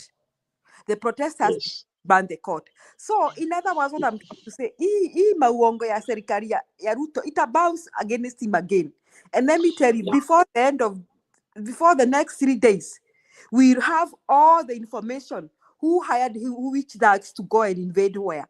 Actually, the goons this time were not hired to go and fight Gen Zs. They were hired actually to do vandalism. To do vandalism. They were supposed to vandalize. Yes. They did not want a confrontation with the agencies because they were going to be beaten Yes, and they were because going to really suffer very big losses. So they were told, you guys wait for the Maandamano iendelee, then you start breaking into these houses, breaking into banks, breaking into people's shops and everything to make the Kikuyus actually suffer so that they will not support Maandamano again. That's the thing. So tunawaonea 18. We know whose signature is that. Tunawaonea William Samoei Ruto's signature is violence. And Julia, hebu niulize kidogo, and kulingana na vile Mwamba amesema, do you think Kikuyus are discouraged wanaweza andamana tena? Let me ask you the way we are arguing here, who cannot read between the lines? You know, people are not dumb in Kenya anymore. People are Already not dumb. that argument has gone viral into the whatever. People have analyzed it and it has been Yes. broadcast. Everybody knows. Everybody know. We are People just are not waiting for dumb. the real evidence or for people to come forward and say these were the instructions that you were given when you were. Of course, it will come out. It will come These to people who definitely are come up. actually paid, these goods are not very sharp. They will still give us, or they are going to spill the beans in one way or the other. So we shall know. And it is a fact that was how it was arranged. Because how come the parliament is just talking that way? And then there were questions. Huh? You see somebody asked Murkomen a question. What are Panganga? Arrest the people who are you are saying who organize this. Arrest them. What is wrong with you? You see, Murkomen even went there. Said this was a managed coup. This was a coup. Anajuaga coup ni nini? Wacha tu ninyamaze ndio watu waongee. Let me say this. I began by saying I look at things from a very biblical point of view. You know, in the book of Job says, "What I feared most came to find me." In fact, let me tell Murkomen, hiyo maneno anasema, akisema ati this was a coup, itawapata. Asanteni. Murkomen talks a lot and thinking that he's sharp, but he's very stupid because he started saying the police could not arrest those people because they were overwhelmed.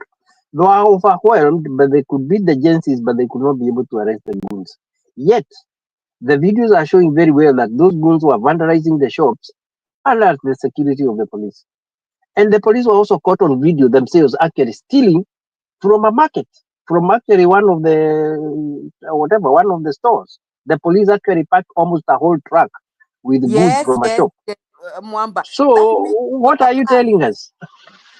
it was a plan. It was a plan going vandalize. It was a stage managed by the politicians, opposition. What? Wewe ni afisa mzima wa security unaropokwa things you cannot substantiate. It was a planned coup. Anajua coup ni nini? Hiyo coup itampata. Wenye huwa wanapanga coup bado wanamsikia. Those who do the couping thing, it is not the Gen Z. Wanamsikia akisema hiyo ujinga. Itampata. And if they know those politicians, why don't they arrest them and Yes. charge They them? can't. Yeah, They can't the dare government. arrest. They can't because it is not the Because truth and there is no evidence.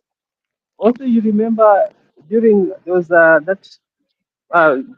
Maandamano that the airport highway was vandalized. The tolls were destroyed and stuff like that. Then within like a week, Murkomen had the funding when he was the minister, cabinet secretary for transport. They had the funding to repair everything like it never happened before. I won't be surprised if there's a way by which those police stations, there'll be ridiculous money that will be allocated for their repairs. Because that's another way by which they steal from the public. That, Tenga, X amount of shillings to repair this police station. Yeah, every opportunity for them is a way to make money. So yes, there will be a big budget for repair of those police stations, but half of or 80% will be their pocket money.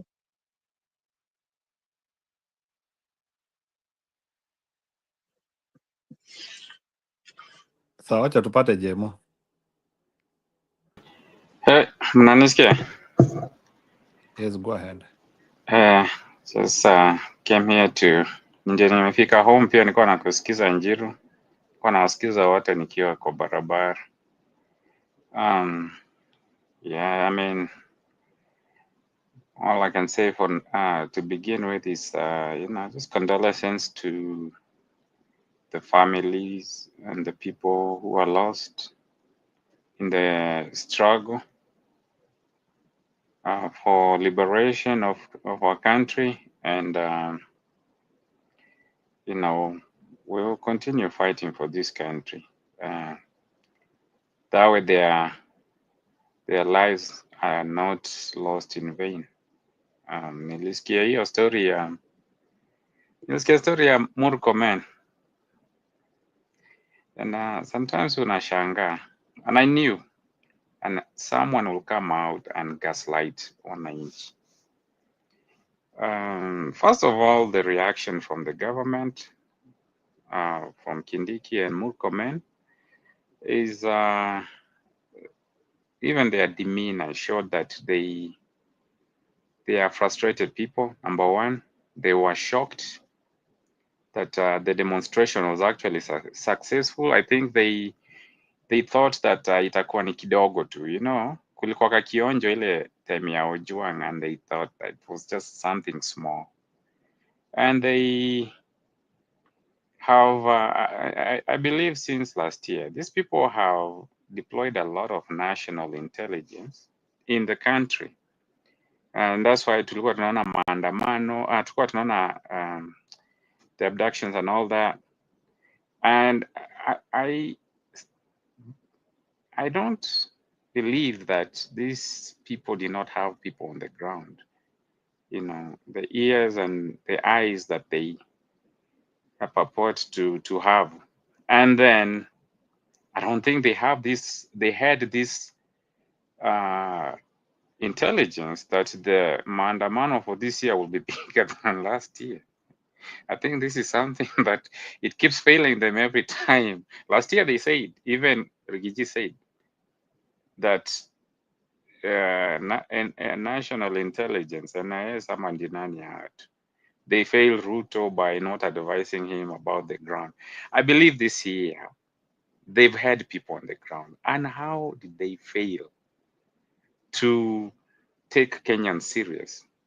You know, so just by that, the way they were talking, how does a whole president, deputy president come and say, never again shall this happen? This is the second time, my friend Kindiki. Last time, that entire department was under him because he was the Minister of Interior, and he missed it. So what I saw from them is a bunch of confused goons, because that's how I see them now. When you wametokea with a lot of disappointment that they were playing down, either they played down the intelligence or they never had the intelligence, and that this Maandamano was very successful. The numbers were there. There was a lot of message sent. Some of the message that was sent is hii tunaandamana tunani. We are commemorating the anniversary of last year. What if we go to the ballot and you still unaona kutaenda aje?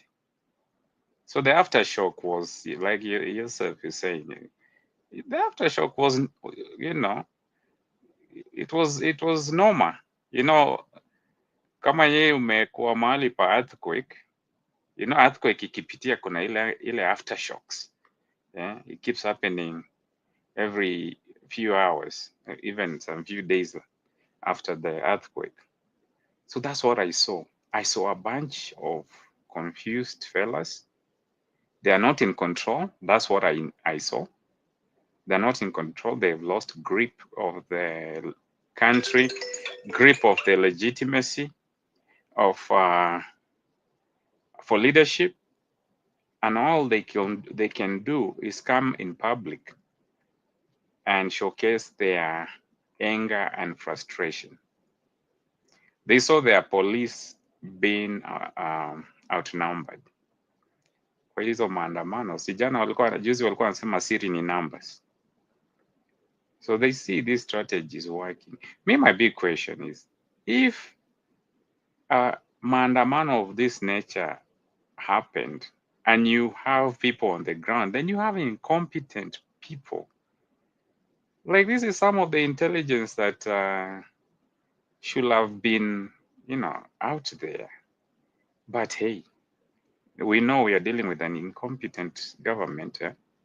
So they're not only incompetent when it comes to information, but also even the information they have, literally, that's keeping people in the streets. The information that it's out there that the youth and Kenyan citizens are frustrated with the way things are going. None of these things that we are saying online, in media, kwa maandamano, none of this is new.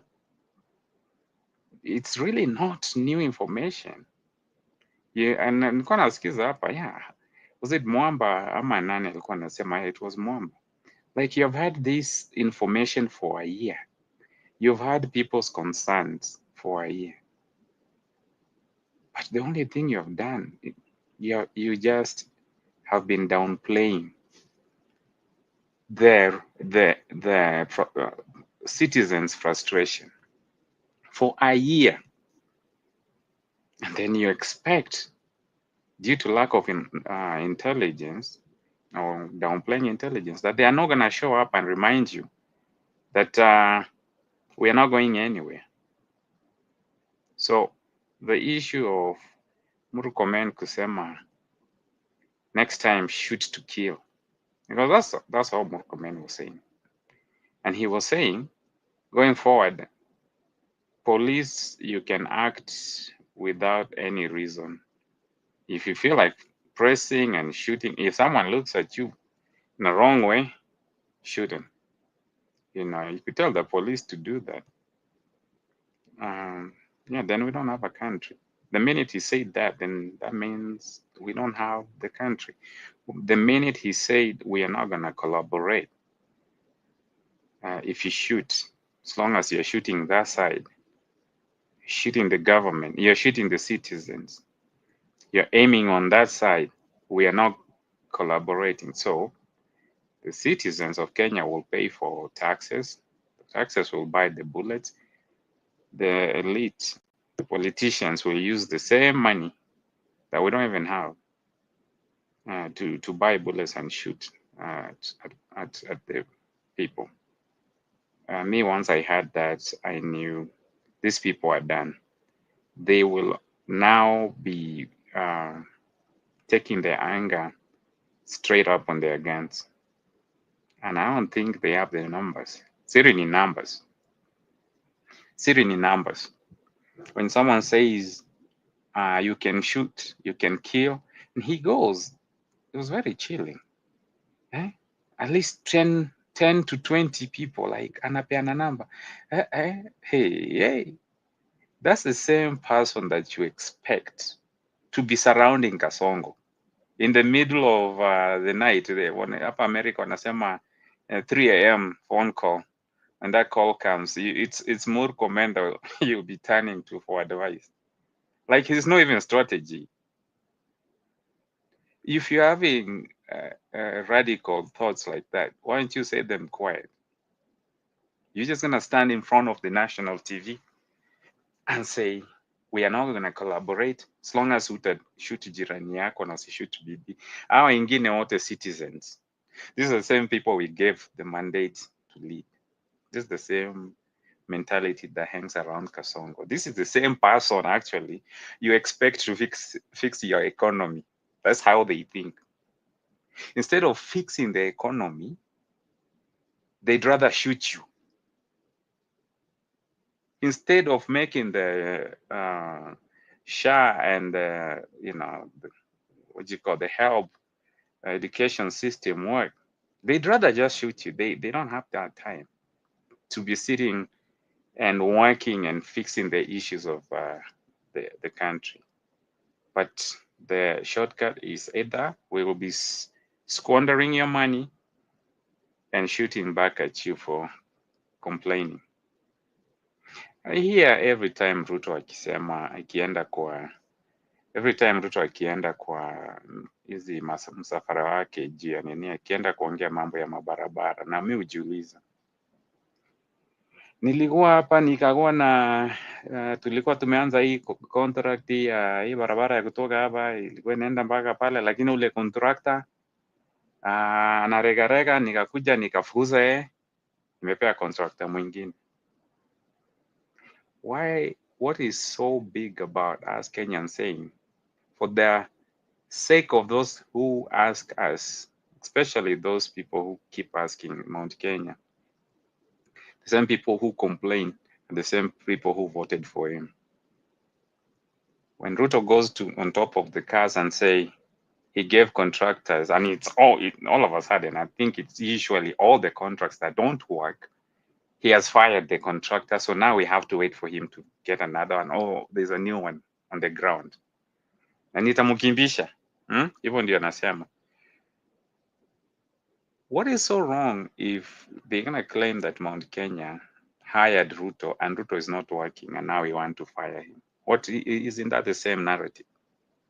What is so wrong with Kina Murkomen understanding that they are not working just like those contractors? Actually, Murkomen used that example when he was the minister of transport, that the contractors were not working. What is so wrong when Kenyans say you are not doing the job and you don't, just because you signed a contract, you don't have to finish it. You can as well go. What is so wrong when they are being called out, but they are busy calling out other people, you know? So this is a government that is frustrated, I believe. Last year, there was some voice of reason, like in Anani, at least after Wamunyoro spoke from Mombasa and kind of put a clear perspective. It wasn't like Kindiki. Kindiki should have just been quiet. But last year kulikuwa voices of reason that, you know, kind of helped cool down things a little bit. This year there's all radicals. Kindiki is a radical. Murkomen is a radical. Of course, Ruto is a radical. So I'll see how it goes. But those police, if I was them, I'll remind them, if you shoot somebody aimlessly with no reason, you have a family and a home to go. Na hata ukilala usingizi, hakuna polisi mwingine anakulinda. Ni wewe utalala, utafunga macho, bunduki itakuwa chini, either umewacha kwa ofisi, ama kama iko kwa nyumba, umefunga macho.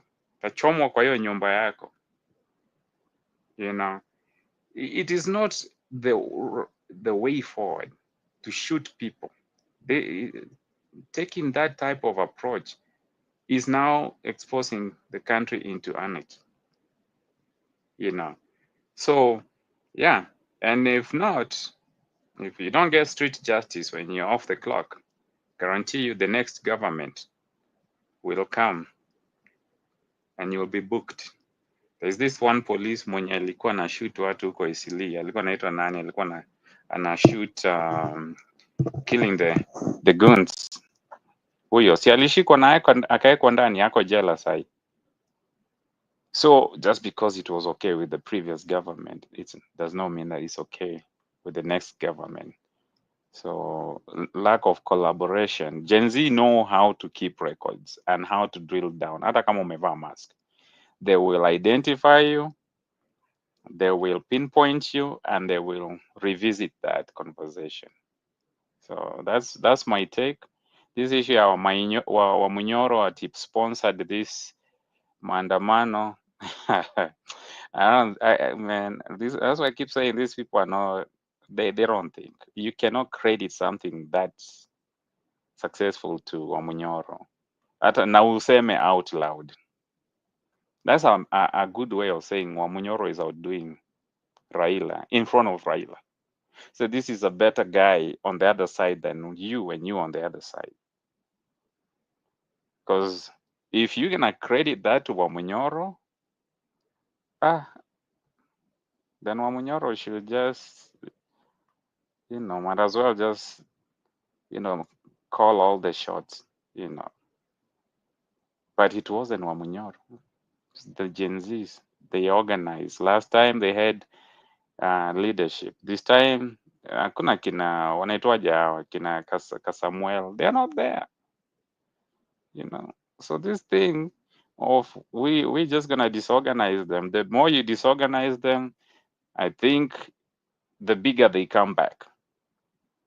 So might as well just address the issue, work, fix the country, fix the issues they keep complaining about. We can't go to the streets and say we are fighting against police brutality, and then you come and say next time shoot up to 20 a minimum. The only time you're not supposed to shoot, you can run away, is when you feel like you only have 20 bullets and there is 500 people and you have to run for your life. That is police brutality. That's what Kenyans have said no. So if you're gonna double down, then expect the wananchi to double down, and if that's what will take you home at that time, then guess what? You didn't learn. It's time to go home. That's my take for now. Back to the studio.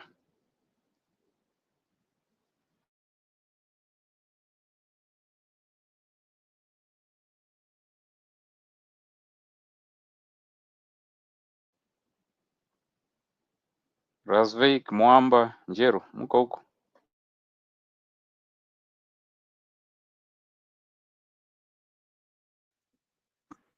Yeah, tuko. Yeah, I agree with you, Jemo.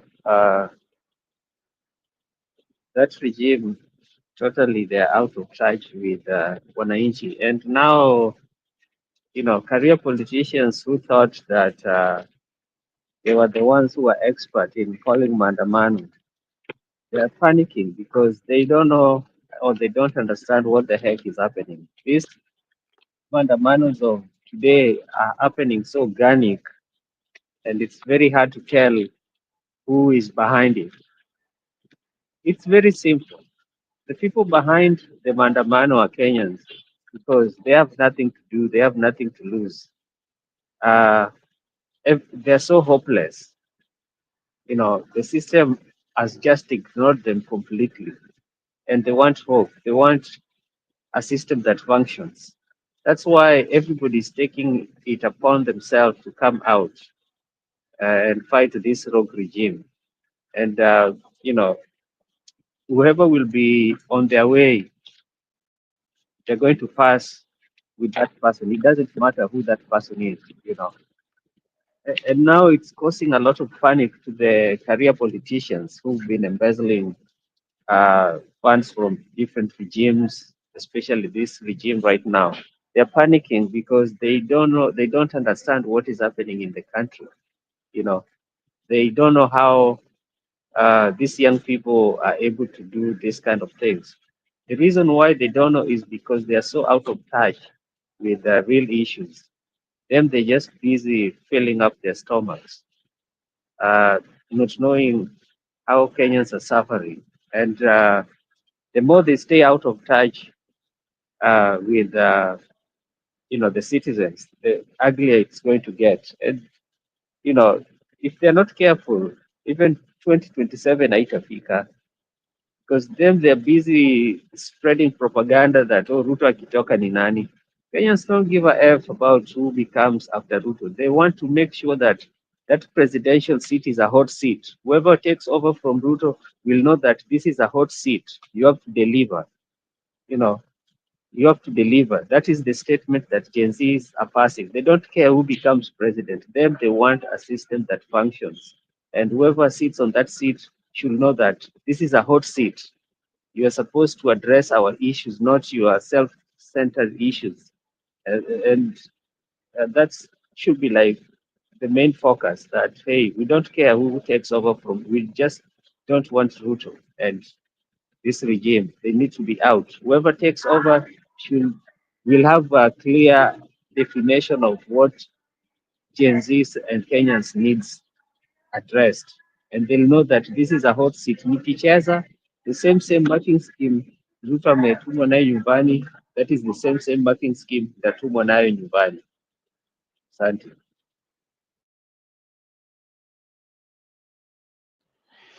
Oh yeah, they they have refused to work after this type of maandamano, and the recklessness that's coming out of them. Unaona tu ni watu wanataka mshahara bila kufanya kazi. Kiburi imerudi, na That's big, Nanjiru. I believe Kenyans should double down but also be careful. Hawa ni watu, unajua wale watu wenye wamekuwa pushed to the edge, wako kwa survival tactics sasa. They are no longer leading the country, they are now surviving. They're trying to survive and they always say hata ile mbwa mwoga ukiitandika sana, najua itageuka na ikuume. So I think this government is at that point. When you hear somebody saying you can shoot and we will cover you na tutakupeleka mbele, hizo vitu, I hope what I'm expecting this coming weeks, especially this week, is for other leaders to come and condemn those statements. That statement is a very dangerous statement, and definitely hawa watu wamefika mwisho, and they are willing to sacrifice any police who might risk their life for them, because kazi ya polisi ni kulinda nchi, kulinda amani, constitution. If the constitution is if the system is working, the system has been dismantled, it's not working for the citizens, and now they are telling the police, your job is now to defend us, it's not to defend the country ya wananchi. Haki wanasema haki kwa wote ama nini kwa wote. So I am hiyo statement ya Murkomen, Wakenya we need to push forward, and I think the good thing about this right now, there is more leaders on this other side that are more vocal. Hata huyo Wamunyoro anamuekelea ati he organized. There is, on this other side, there is more leadership and direction than on the government side. On the government side, when people eat, they are good. Where is the likes of Mudavadi? A whole prime CS. That's at least sometimes looked as. I haven't had Mudavadi making aggressive statements like Indiki and Nani Murkomen. But when there is times, even if in government, you're supposed to have some grown-ups. Okay. Where are these voices of reason for government? When the history of Kenya is written, Mudavadi watakuwa wanasema nini? They sold everything. They sold their community. They sold the country just in the name of what? Position. Na ukiangalia position ya Mudavadi, it is nothing. It's non-consequential. Once Mr. Raila joined the government, Mudavadi became obsolete, including Kindiki became obsolete. You hear people running the people running their mouth in that country who should be quiet. Kina Farouk, they are running their mouth and giving orders more than Kina Mudavadi. And I believe if Mudavadi, ni vile Mudavadi hajawahi ongea, lazima Farouk anamkalia mbaya sana. Anaambiwa hapana, wewe uendi kutoa statement. Ati umesema utasema nini? Usitoe your statement. The only person talking today ni Murkomen na Soprano. So hii government inanichekesha tu yani, So there's some weak leadership on that side. I can guarantee you, we all know there's weak leadership on the government side. It's a bunch of talks, bunch of biting and no bites. Kuna weak leadership. Nisikia Ishungu akisema some desperate complaints like, oh, they wanted to kill my 105-year-old father. I guarantee you, That 105-year-old father and 85-year-old mother is nothing compared to what Ishungwa is. I can guarantee you, Ishungwa acts and behaves. By the way, the minute he said his dad and his mom age, I knew this is just last born syndrome stuff. This is the reason why Ishungwa is talking the way he's talking. He's one of those small kids that the older siblings grew up and left the house, and he got all the attention because he's one of those young ones. And maybe if you take the firstborn of Ishungwa kwa jamii yao, will look nothing like Ishungwa. So by the time he said something like that, nobody is even interested going to ask or harass a 105-year-old man in the name of a stupid. If he's 105, then how many kids does he have if Ishungwa is barely not even 50? I mean, he has a lot of kids. That means Ishungwa is just one of those kids that the man did not have time. Nguvu ilikuwa imeisha ya kuinstill some discipline. And that's why he's behaving the way he's behaving. Nobody has time for 105 years. So those are just some of those stupid, trying to get, wanatafuta sympathy votes. Nobody cared about Ichungwa, the mother, the brothers. We are dealing with Ichungwa. This issue where when you are in public, like how people always defend Rao. When we go for Raila, we're not going for the community. So when we go for Ishunga, nobody cares about the family. So those type of things, I don't think Kenyans will buy them. So it's a government that's cornered, and I don't think anything will get better. And because they are on survival mode, with that mentality, there need to be better direction and leadership when it comes to the opposition. Even the next Maandamano, these guys will come there and create havoc. They complain, polisi walikuwa attacked. Si nimeona hiyo nini Mwamba alikuwa anasema polisi wakiiba. It's on TikTok, wanajaza hiyo track yao, same place. Those goons that were beating people up,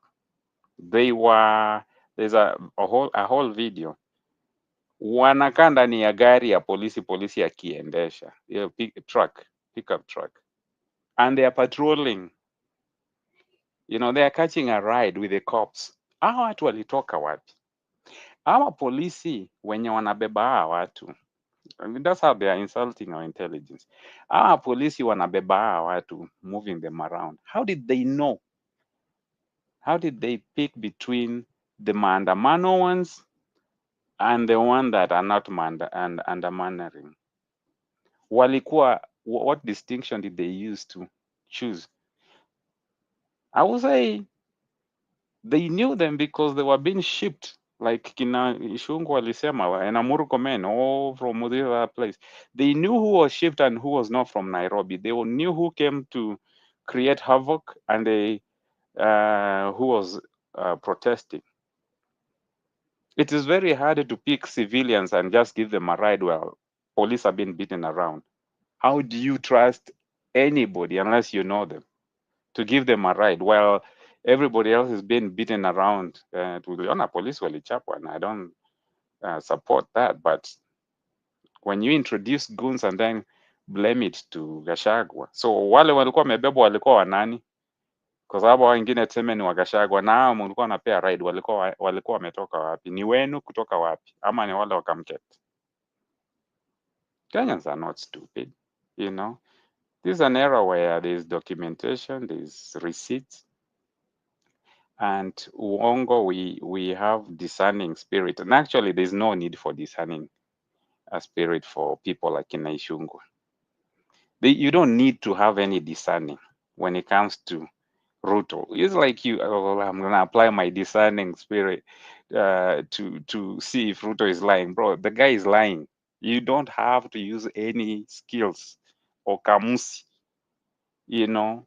Atujue Murkomen ametoa hii uongo ameitoa kitabu gani, what chapter? These people lie and you can tell it's an organic lie. Kwanza hao ni ile tu najua tu hii, it was not really thought through. Mtu tu anaamka anadanganya tu mbele ya watu, alafu ana expect utaenda nyumbani tukiamini chenye amesema ndio ukweli. Yeah, it's ridiculous.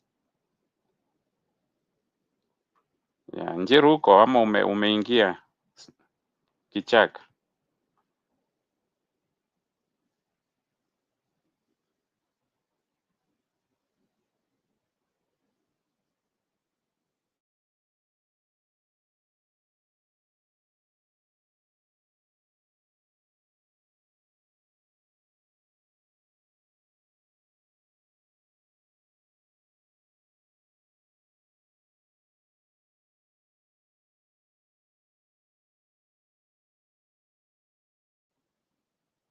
Yeah, naona hapa Joseph nasema yeah, they were saying that they will attack other people's business. I think they wanted to play reverse psychology and say that Gachagua is hiring people to attack, or this Maandamano is going to attack the business community of Nairobi, which happen to be a majority Kikuyu, so they will not support it based on the fact that hii maandamano inaletea jamii hasira na hasara. So it's a reverse psychology they try to play, and it does not work like that. No, it does not.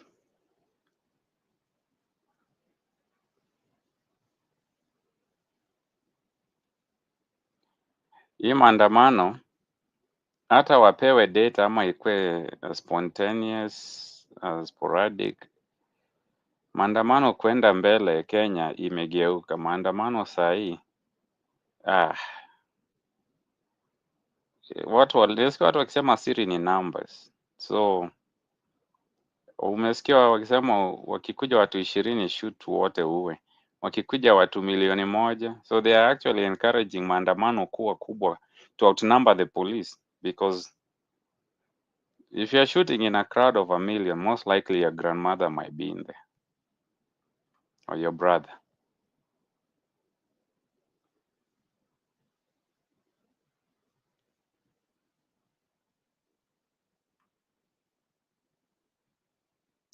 Razvi, kumetoka ama yuko pia?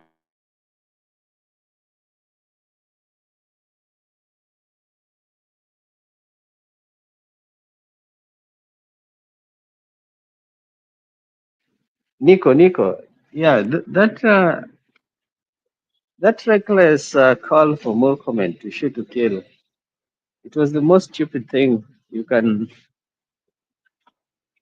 hear from a CS for your, interior, because that is like inciting the public now. The public are going to come with outrage because they know that now the police have been instructed to kill us. So they'll be prepared to deal with the cops ruthlessly. And come next Maandamano, you're going to see a lot of police casualties because people are outraged. They're going to come in large numbers. And those Gen Zs, it's like you can compare them to Majimaji Rebellion. Wale walikuwa wanaamini wakisha kunywa maji fulani hawezi piga risasi, haiwezi waua. That's the mentality that Gen Zs have. They are like the Majimaji Rebellion war, whereby Waafrika walikuwa wamebelieve hii maji ukikunywa you become resistant to gunshots. So Gen Zs know that with numbers, their numbers is their majimaji. When there are many of them, police can only shoot one or two of them. But before that, the police will be helpless and they'll attack, and they attack like animals. And when they attack you, it's so ruthless. They'll, they can beat you to death, you know, and it's worse even than being shot and dying at once. So that fear is now gone. They need to figure out another tactic, to better calm Kenyans down, but not using fear. That's not going to work at all.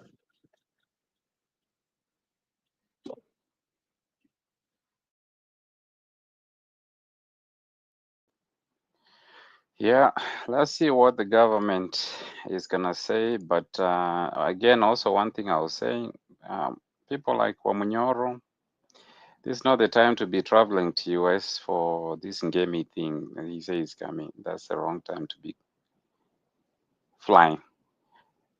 This governments, especially African governments, are very malicious and they can do anything when you're outside the country and say it did not happen, under their watch. They do not have any control. But when you're in the country, most likely they will be scared because if it happens, then it will be them. They're first suspects. Secondly, if he travels, these people can say this guy is an. You see how they tried to frame him for everything that happened.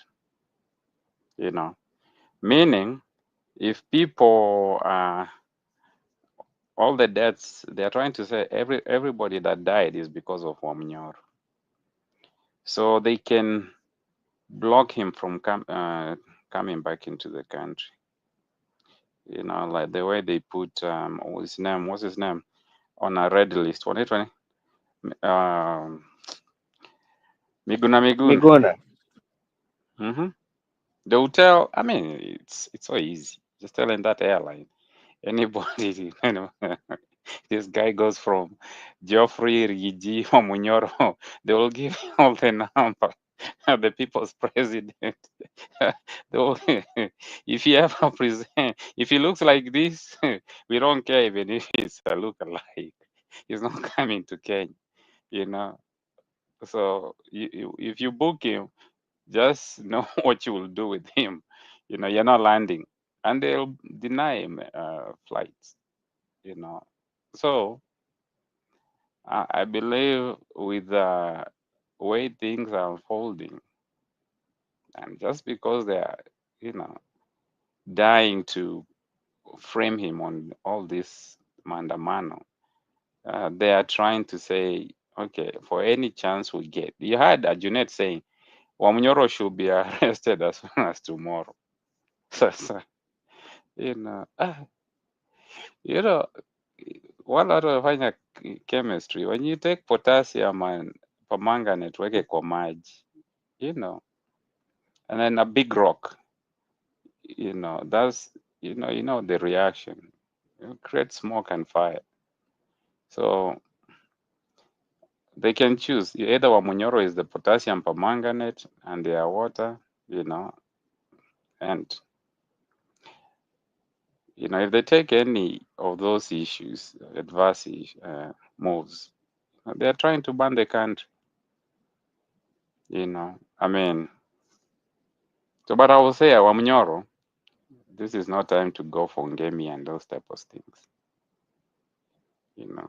I wouldn't. If I was him, I would stay in town, stay in the country. You're safer. It turns out he's now safer in the country than outside the country, especially with a high-profile guy like him.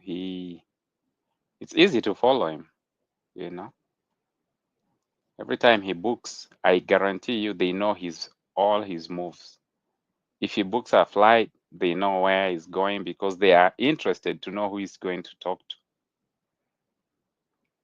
So if he books a flight to just go to Ngemi, they might book somebody to follow him. And whatever happens there, that's not on them. If it happens even on transit, yeah, the way Russia, that guy was found in a plane, wanamfuata tu na anakufia kwa ndege. People have to be careful right now. These people are desperate. You know, they at this point they are fighting for survival. Yeah. Njiru, Nyakairo ako hapa. She's asking for you to let her up.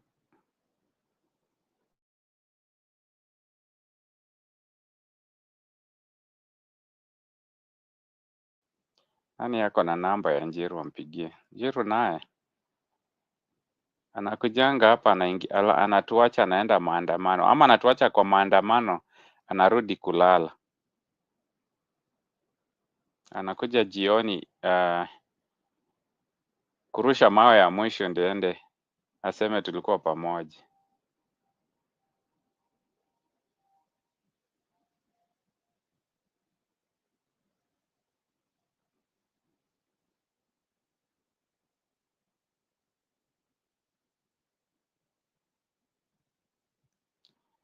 Yeah, T-point hiyo umesema, let's not forget about the Western countries who are playing Kenyans.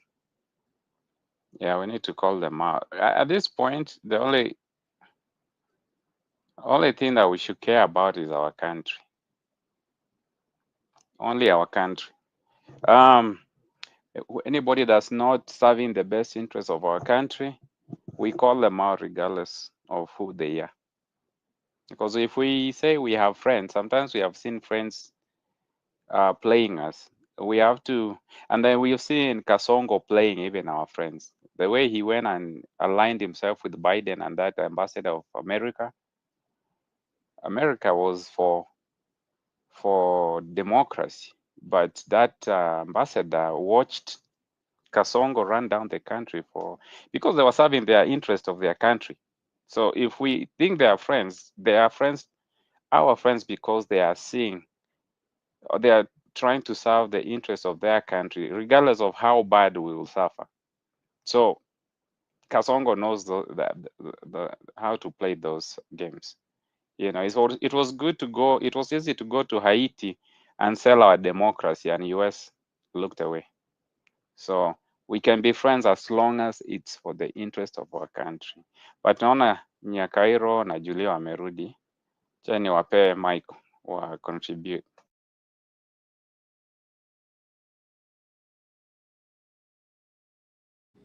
Haya, ni sawa. Julia, you can contribute kidogo kabla tupate mama Nyakairo. Go ahead. Okay, wacha Nyakairo aongee. Niko busy kiasi. A minute. Haya, sawa mama Nyakairo, go ahead. Thank you. Nashukuru na wasalimia wote. Yeah, nimewasikiza. Oh, sorry. Comment section na wasalimia Wakenya wetu. Muwe na nguvu. Mungu awasaidie. It's so sad, especially for me. I would say that because I never expected such things would happen. I thought they learned a lesson, and so this is a big blow to our country, having massacred our children like that. However, even if it's one or two, that's a life. Those are lives that have been lost, and we will never recover on that. So, I will first start with the Murkomen, with that authoritative voice. Mtu ambaye hana hata heshima, hata hajifikirii kama yeye ni mtu, ako na roho moja kama yangu. Mtu ambaye hata yeye anaweza pigwa hiyo risasi aanguke hivyo, wanaangusha watoto wa wenyewe. But he can open up his mouth and say shoot and kill.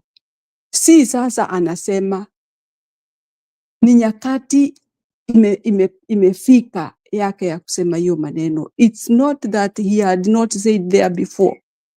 He had said it in a voice that we didn't hear. But this time round, because he wants to show how serious he is, how things are not going well, and how the government has lost, while we know all what they had been planning.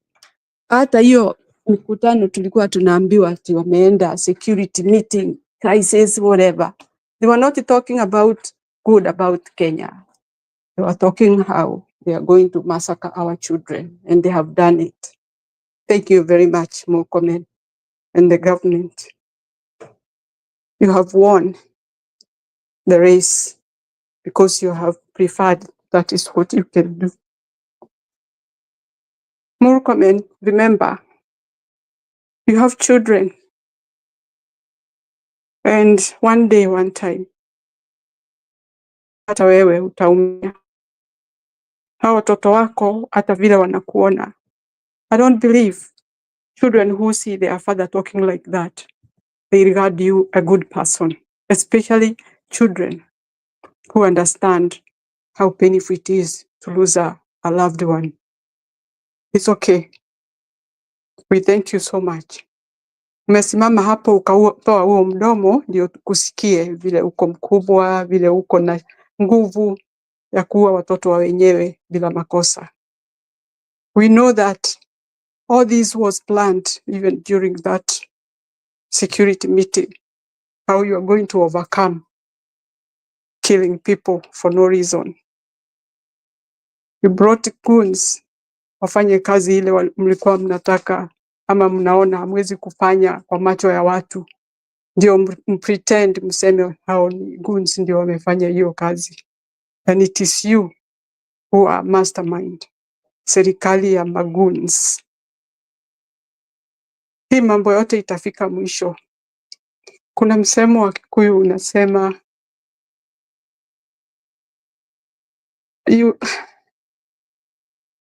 yani inasema kutanyesha na hiyo mvua itarudi iishe. Yuraga ni keaga.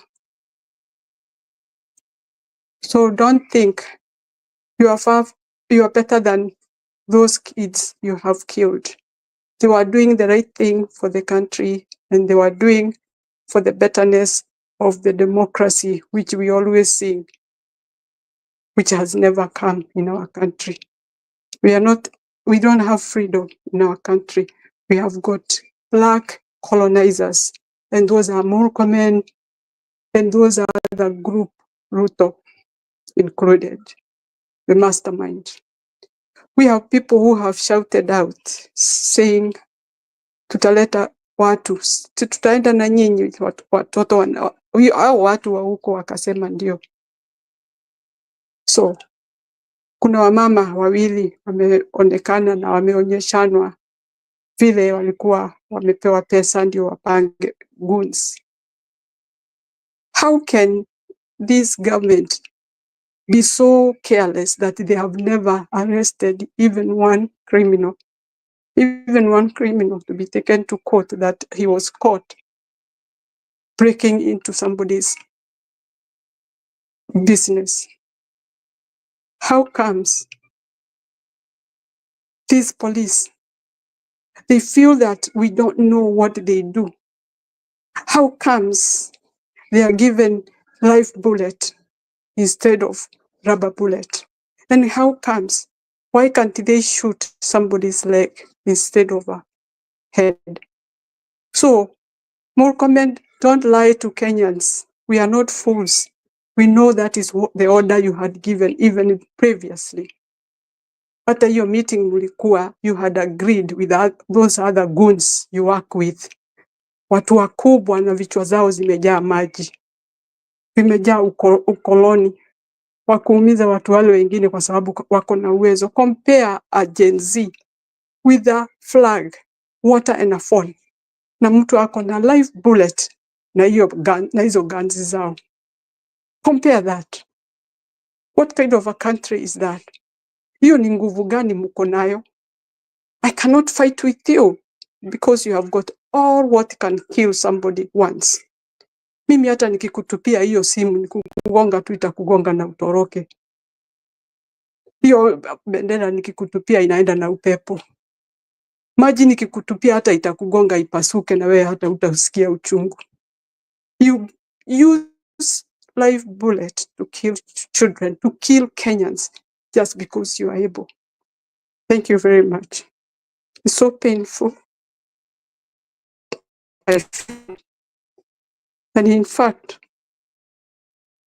this has changed. Gachagua will be painted black due to the acceptance by Kenyans. Gachagua will be hunted back and forth because he has angered these animals, watu ambao wanaona wao ndio wataishi, wale wengine wakufe. And in fact, let me say this, when that live streaming was turned off,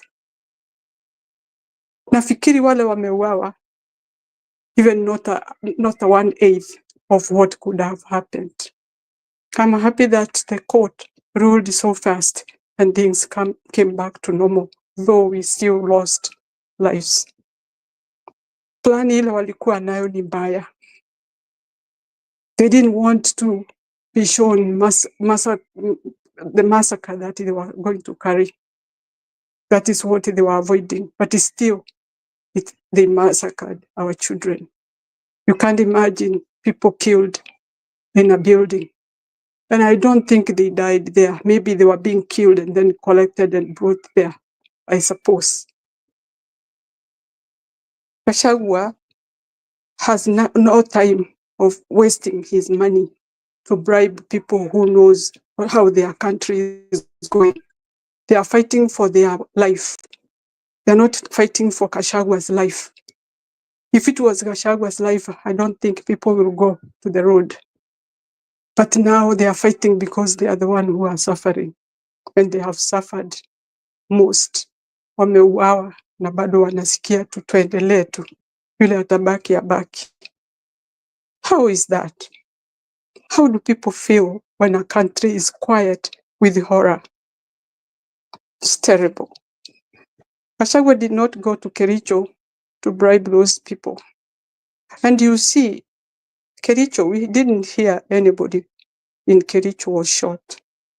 We didn't hear anybody in Western was shot.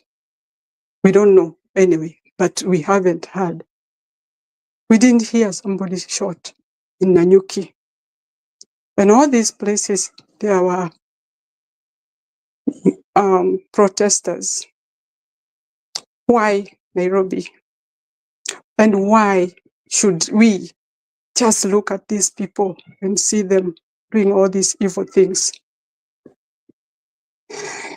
It's terrible what people feel. All what was done is pre-planned by these people. Hiyo si mambo ambayo ilitokeleza tu ikakuja. Already we know people have shouted that they are going to bring goons. Why are they not arrested? Because of those utterances and those things happened. Na tena ninashindwa. Na ninajiuliza mara nyingi. Hawajawahi kushika these criminals hata mmoja. But they can combine everybody is a criminal when they know what they are doing, when they know who are criminals. Hao mapolisi hata walipoonekana wakibeba vitu kutoka those supermarket, putting them in those trucks of theirs. Videos are there and they will come out. You will see. Ni wezi na wauaji. Now, Ruto is in pretense kujifanya ati anaongea ako na uchungu kwa sababu ati nchi imeharibika. Who has spoiled the country? It's him. Huyu mtu kama angekaa kwa ofisi afanye kazi yake vile alipromise watu, nani angekuwa ameenda huku kumtafuta? Nani angekuwa anaongea mambo yake? But because he feels he wants to make people quiet, he kills people like chicken, like he gonna eat them. Na shida ile niko nayo, unaua watu na wao hawakuui, hawawezi kukuja kukuua, but they just want to see that things happen and they want to know what happened, that you passed something that they never wanted. but you felt like you are going to do whatever you want to do because you are the leader. Anyway, I feel so sad and worried. Many parents are crying because of this. Every time parents have to cry because of losing their children. Their children are hopeless and they say they better die rather than remain hopeless. People are different and it varies how they take problems, and that is why you see them on the street. Others saying, let me die if I die.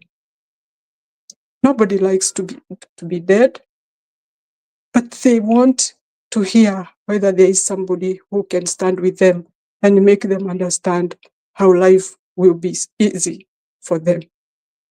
But nobody is interested.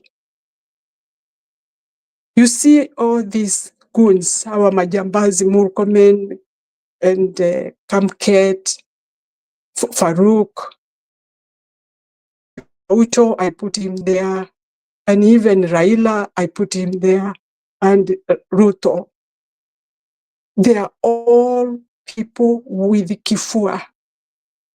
I don't know what they are thinking, like they were there forever.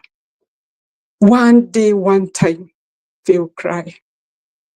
Make all these people cry innocently, losing their life because of a simple thing. And all this money that Ruto is collecting is for misusing and for killing Kenyans. That's all he knows. He knows no work. He's not a performer. He is not even eligible to be a president, but is a hooligan. I don't believe his life is stable. Otherwise, my dear Kenyans, I'll stop there due to all this what has happened and what happened before. We have cried a lot. God be with us. God bless Kenya. Thank you very much. Asanteni sana.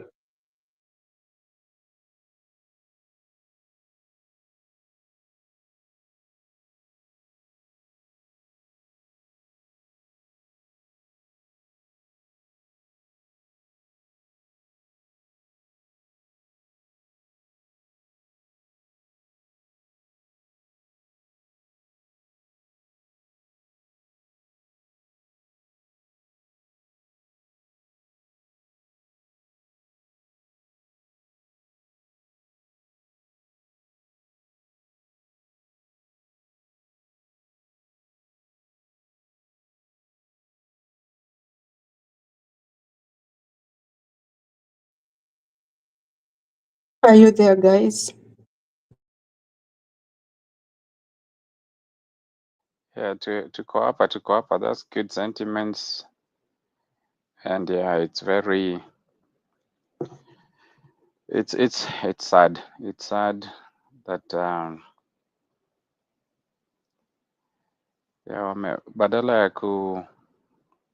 kusikiza kilio ya wananchi wanaongezea pilipili. Yeah, it's the legitimacy of that president is gone. Mandate anaweza kuwa alipewa mandate, but legitimacy alipoteza. And he can tell, he can feel it, he's in shock. There's a picture that has been circulating where he was taking a phone call during Maandamano. That picture showed a lot. It showed a man that nili imagine akiambiwa boss ni kubaya. It showed a man that is not in control. Somebody else was in control, and it's not him. If not, then there's nobody in control of that country. That picture showed a lot. It was one picture with many messages. The only thing he could say is Zima TV. Watu wasione, Zima TV. That way people don't see how illegitimate I am, how weak I am. So that is the Kenya we have. Those are the leaders we have.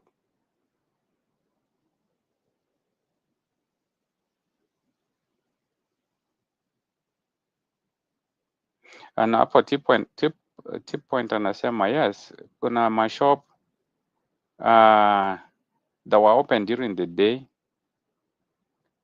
but then at night they were raided. Yeah, a Coca-Cola distribution company in Eldoret. And there's a lot of those that we keep asking, how are they raided at night and not during the day when Maandamano was happening? Like, wezi wakitaka kuiba so wataiba kila siku basi. But then we had videos that came out that goons and police were stealing. So it's neither here nor there. Sisemi hakuna Gen Z hakuiba ama protesters waku take advantage, but the pictures that we saw, unless even the TikTokers are picking and choosing what not to post. But the ones that we've seen police filling their canter with goods, And this is the other thing, this police, munaiba juu mko njaa, munapiganiwa, munashoot. I mean, yeah, choose a battle. Either ukuwa umekuja na kwa maandamano kukimbisha wananchi, kama umeshiba sana, bibi ako na biashara yake inaendelea, watoto wako the best schools in Kenya, then the only thing you can do is come and shoot. But kama unakuja maandamano, we ni polisi na uniform, unakuja kuiba. The irony. We are fighting for you. That way you don't have to steal and you can rely on your, good pay, good country, stable economy to give you a good job.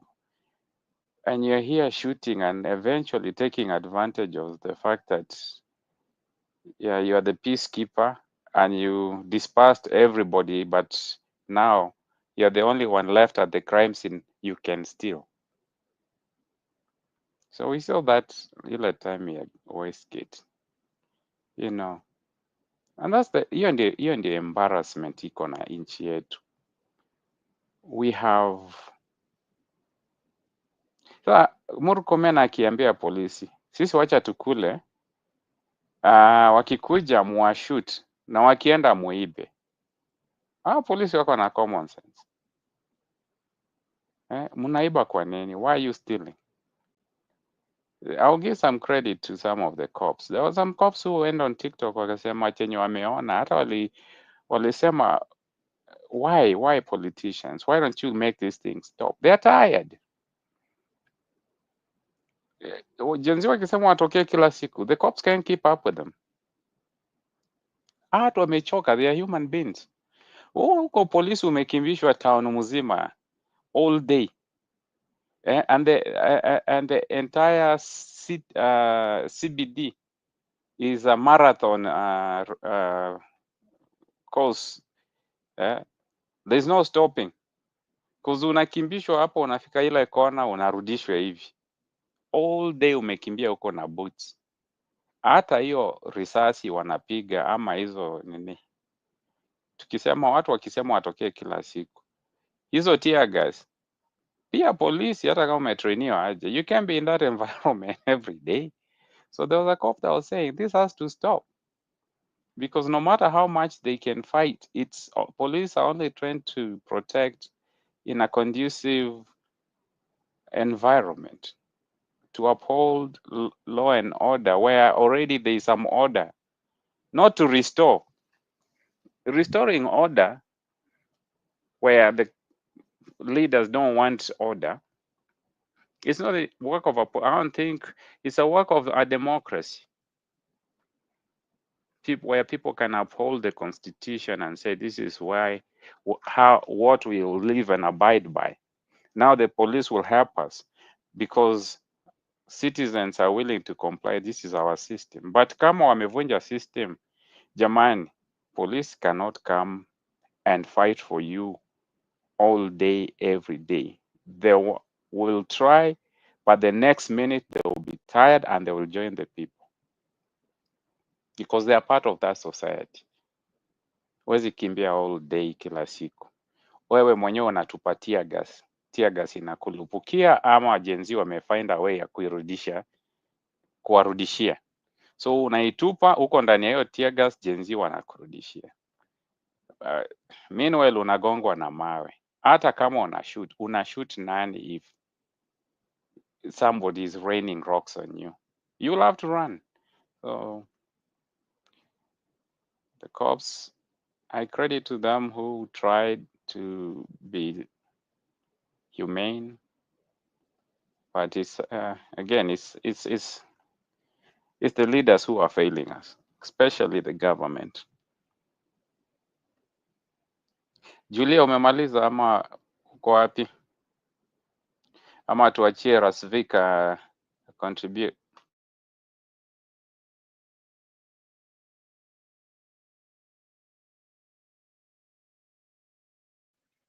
Acha mtu mwingine aendelee, kuna kitu nafanya hapa job kidogo.